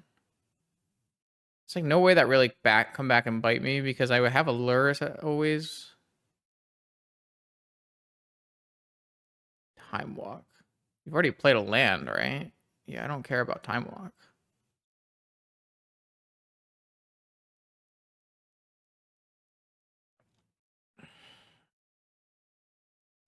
Okay. Well, this is going really well for me. I think I'm supposed to...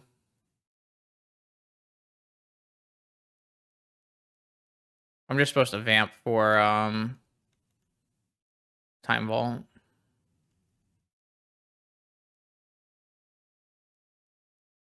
They only have 3 cards left. So they can have Spell Pierce.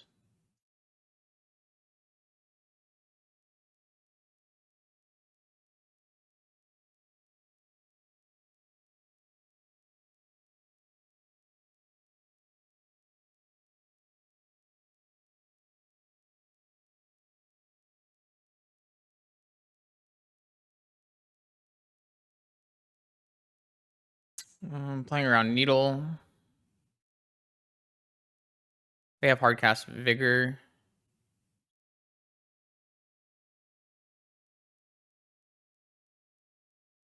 Bulky? 3 cards in hand? Nope. Okay, not bad. Just don't force the turn 1 oath. It doesn't do anything. Okay. I mean, my opponent could have at any point drawn a Forbidden Orchard in that game, and it would have been really hard, right? But they don't really have draw spells in their deck, so they just kind of have to draw it. All right. Not bad, not bad. Big win. One more game. One more game.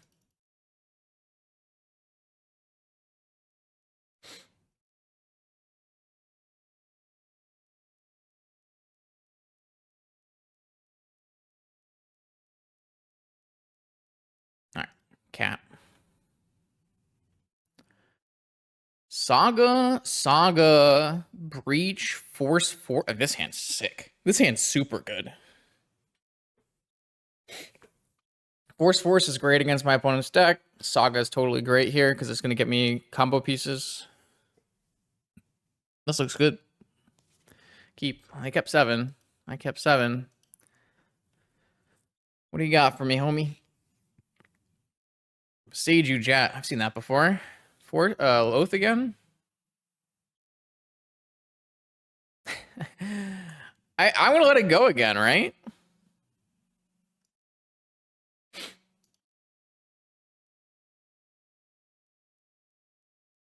I've seen this exact hand before.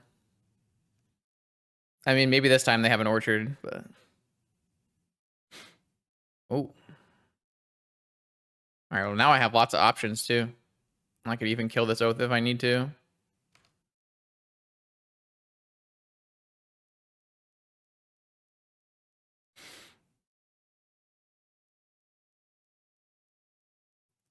Sure. We're so far ahead in this game, it's crazy.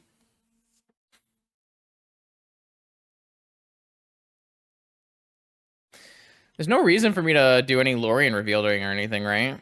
Just keep my double force.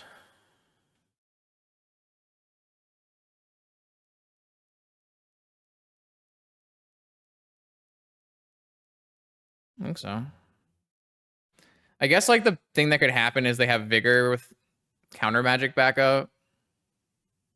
Ancestral. I'm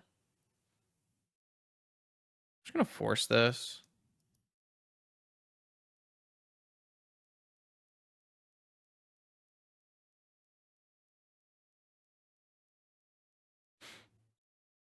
It's a really good draw.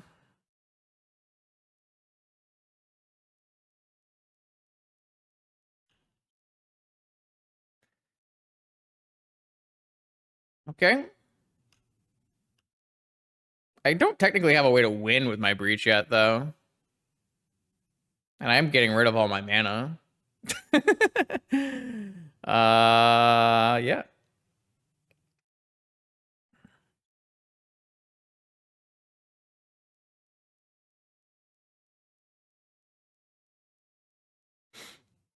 I don't really have a, like, I have a plan, but I don't really have a plan. I guess my plan maybe is cast this Lorien revealed. Get a Black Lotus, cast Lorien revealed.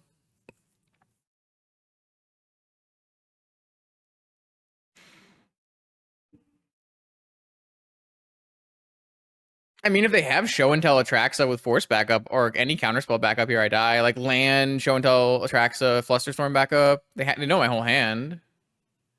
Think this is a bait? You think they actually have something in their hand? I guess I can't risk it, right? No matter what. It's kind of sad. Cycle my Lorien revealed and pick up a land.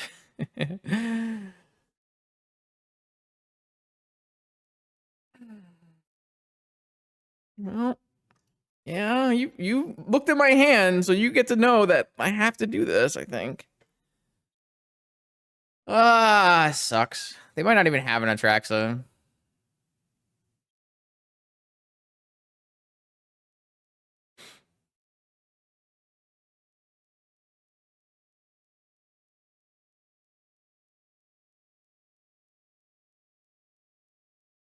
All right, I'm going not to cycle now because I'm gonna go for cast Lorien probably.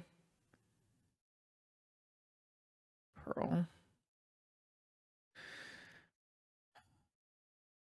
It's definitely like Lotus cast Lorien, right? I don't think that's actually close.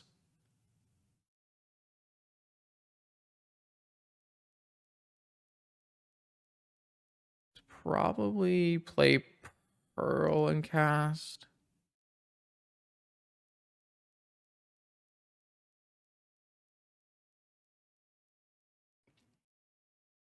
Cool. Well, not really cool. I can't cast any of these because I got rid of my Lorien revealed. Oh, I guess maybe I'm not supposed to play that. I don't know. Yeah, maybe I'm not supposed to play this in case they Oko me. I don't know. Seems bad.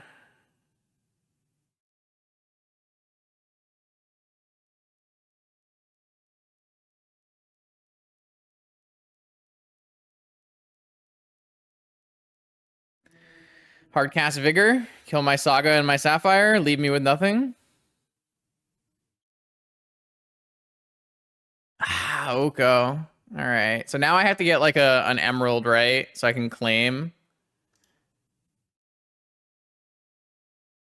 Uh-oh.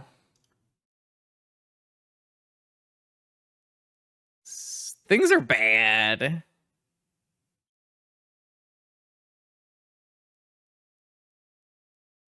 Oh, now I don't have to get...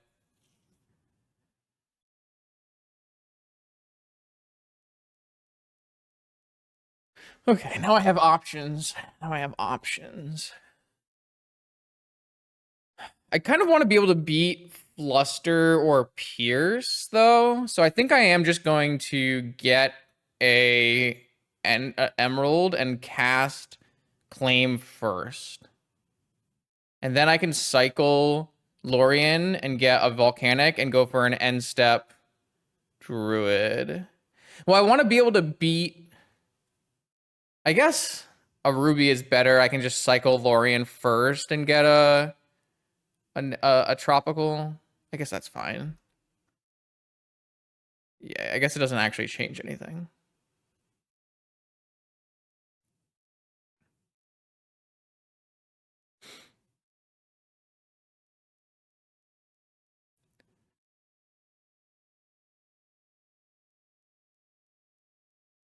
Is that better though? Like, isn't a tropical better than a root? I don't know.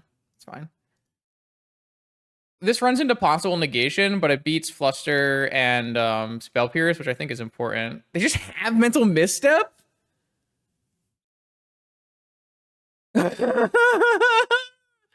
Oh yeah, they can Oko my Ruby. Shit. All right, so this is fine though, right? Because I can go Breach, Lotus, Claim.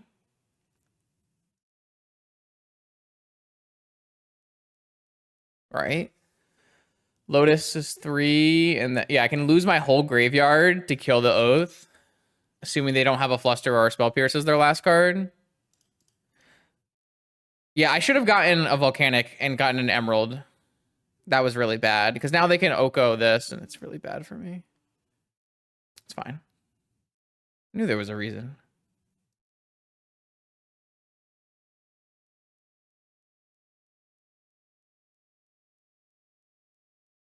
Oh, wait, I can play Questing Druid first, right?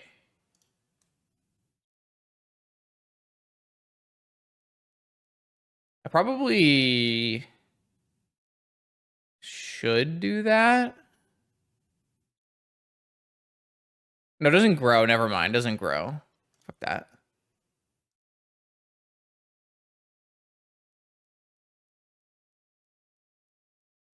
All right. Well, my Nature's Claim had flashback, so that's good. So I don't die to Oath. I can't put my Luris in my hand. And I think this Questing Druid is better. So they go to 2, they stand up this jet, or well, this actually playing Questing Druid means they can't make a food and they have to stand up their jet. But I lose access to Seek the Beast, which looks really good here, actually. Fuck, that's really tough. I don't know the answer to that question.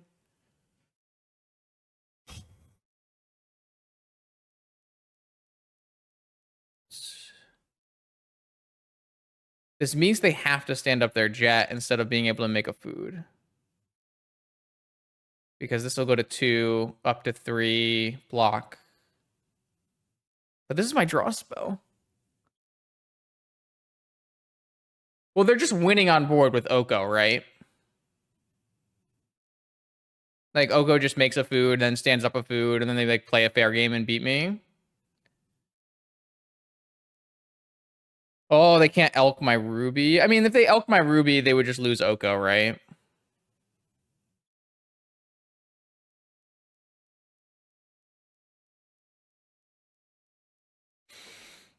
This feels like a big choice, and I don't know the answer.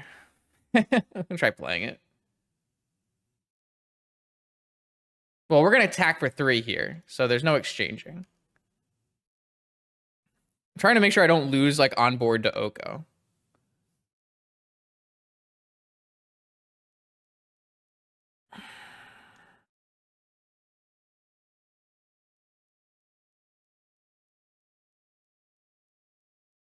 So now, like, if they turn off my Ruby, I have a ton of power, and if they stand up their Elk, I still get to attack the Oko.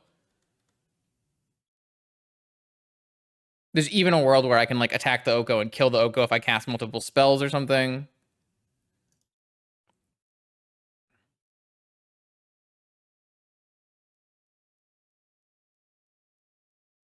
Bobble does not count for Druid. Probably still cast this now, so I know exactly what's on the top of my opponent's library.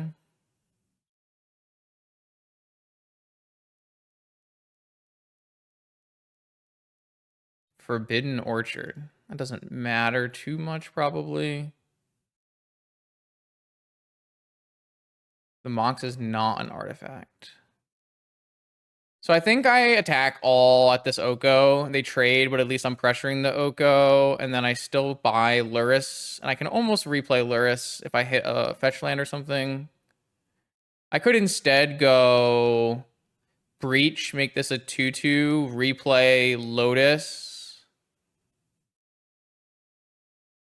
That might even be better, because then next turn I can go Luris Lotus, right?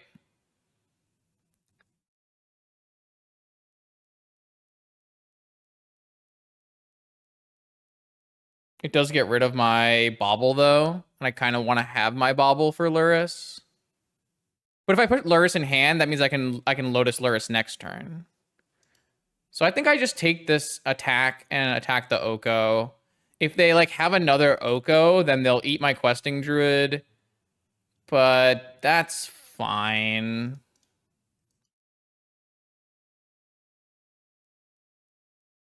That's okay. Okay, so the Oko goes to 2.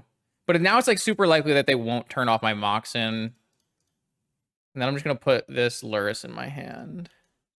And then next turn... Also, the Sapphire goes to my graveyard, which is pretty big, too.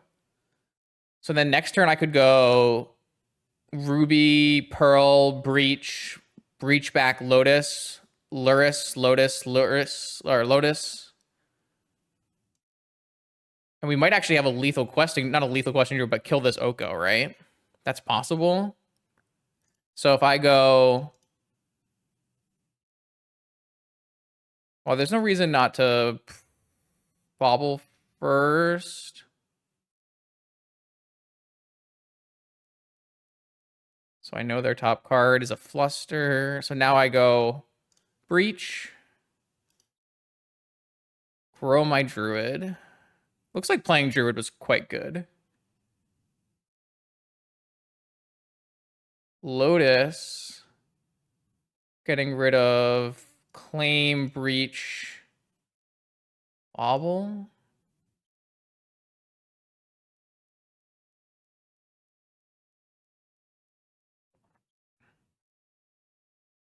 I'm going to be one short on killing Oko, right?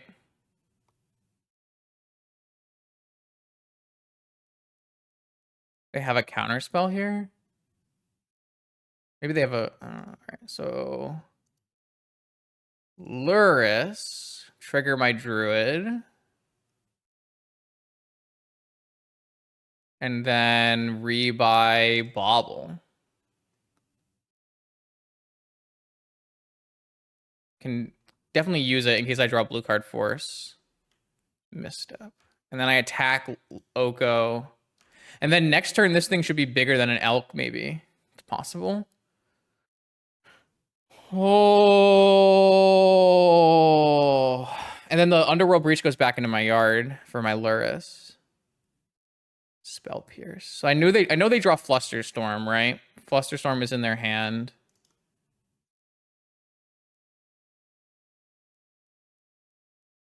Oh, I mean, I'm playing a stupid, complicated deck for no reason.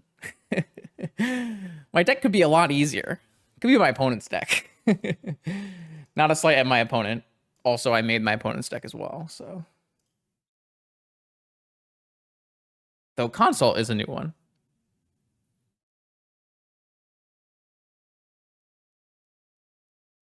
All right. They're just going to Elk Luris.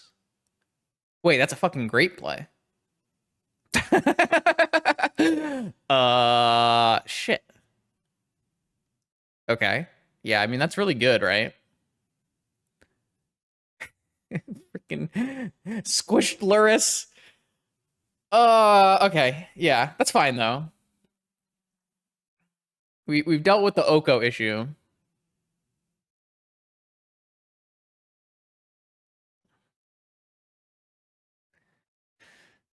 Uh-oh. Attack. I don't think they have a removal spell, so I'm not going to play around a removal spell. I'm going to try to deal damage. So we know they have a Fluster and 2 unknowns. We can't let them resolve Oath or a... anything, really. I'm not sure we're winning this game currently. We know they have Fluster. I can't counter an Oath. They have a food. Maybe they just don't draw anything in time. Their deck is a lot of air. My deck is a lot of air. That's not air, for what it's worth. Oh, I should probably vamp in combat here so that I get an extra damage.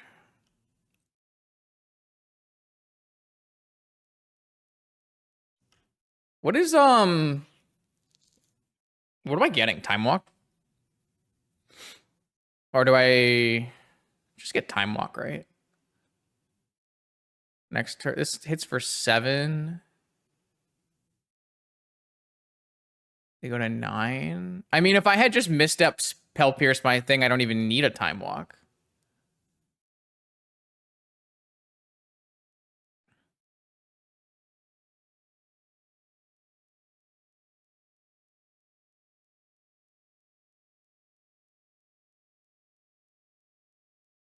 I don't know. I don't get to draw it right away anyways, so does it really matter? Yeah, but I like if I just simply cast all of my spells here, I hit them for an extra 2 damage, and then I have lethal on board.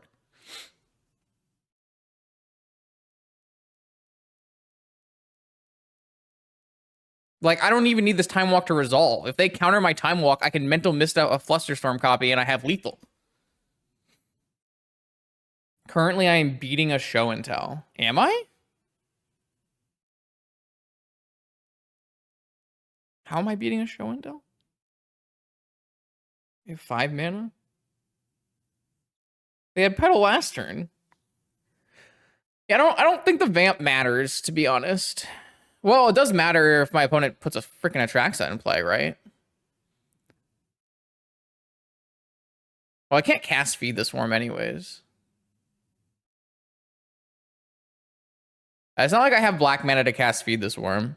Oh, I need Time Walk because of the food token. Ah, okay, it's fine. It's fine. I needed Time Walk because of the food token. Duh. What did they draw? Green. Besiege you, my Emerald or Ruby. So now they can counter and eat a food token.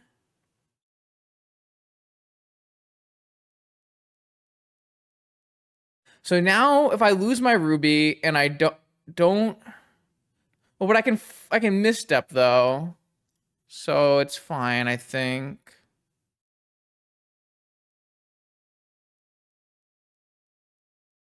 I think it's fine. No search.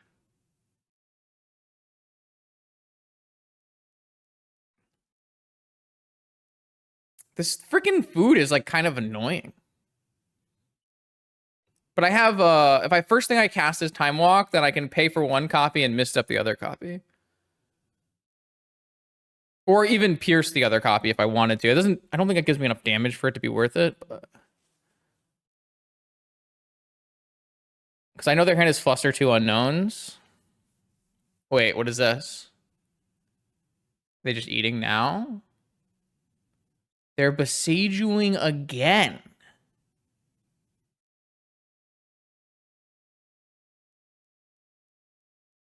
But I win with Time Walk, misstep a copy. So it's fine. Because they don't get to food anymore. So we're fine. Yeah. They have to counter Time Walk. I get a counter. They Fluster Storm. I get a counter. And they attack for 9. Ooh! Yeah, we vamped a Time Walk to the top. And they double besieged us.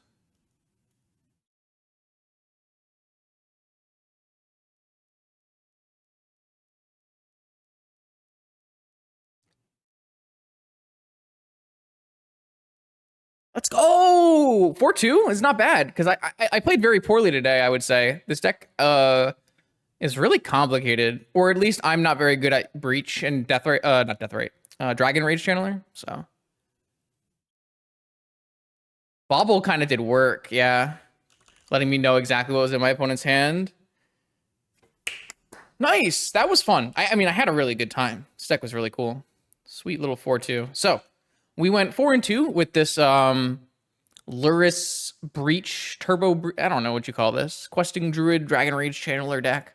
I think this deck has really, really core issues. It's really bad against Leyline of the Void, probably. If our opponents actually brought in Leyline of the Void, it would have been a lot harder. The mono-white matchup looks very, very bad, and the Squee matchup was very challenging. Even though we beat Squee twice, I still thought the matchup was quite challenging. Learning like the ins and outs of how Dragon Rage Channeler works with Breach was pretty fun, but definitely something that took a little getting used to. I think overall this Question Druid was quite impressive. Like we Seek the Beast was good, and the Quirion Dryad itself was pretty reasonable. I think overall, like the creatures that we tested out today were pretty strong. So yeah, I'm not really sure if like Questing Druid is worth, making your mana base a terrible mana base, but it seemed to work out enough. We didn't face like that many Wastelands today though. Like we didn't play against any blue-black Luris. So that was probably something that helped a lot. So things to think about. I'm certainly not probably interested in playing Breach in the future, but for Breach pilots out there, Breach is a deck that is definitely vintage power level, but hasn't really been seeing like a ton of success recently. And there's lots of different ways you can build Breach with Sprite Dragons and Luris and Tinker. So definitely keep an eye out for various Breach builds as they go into the metagame. And thanks for watching. If you want to see more vintage gameplay content, make sure you check out my YouTube channel. New videos every Monday, Wednesday, and Friday. I'll see you then.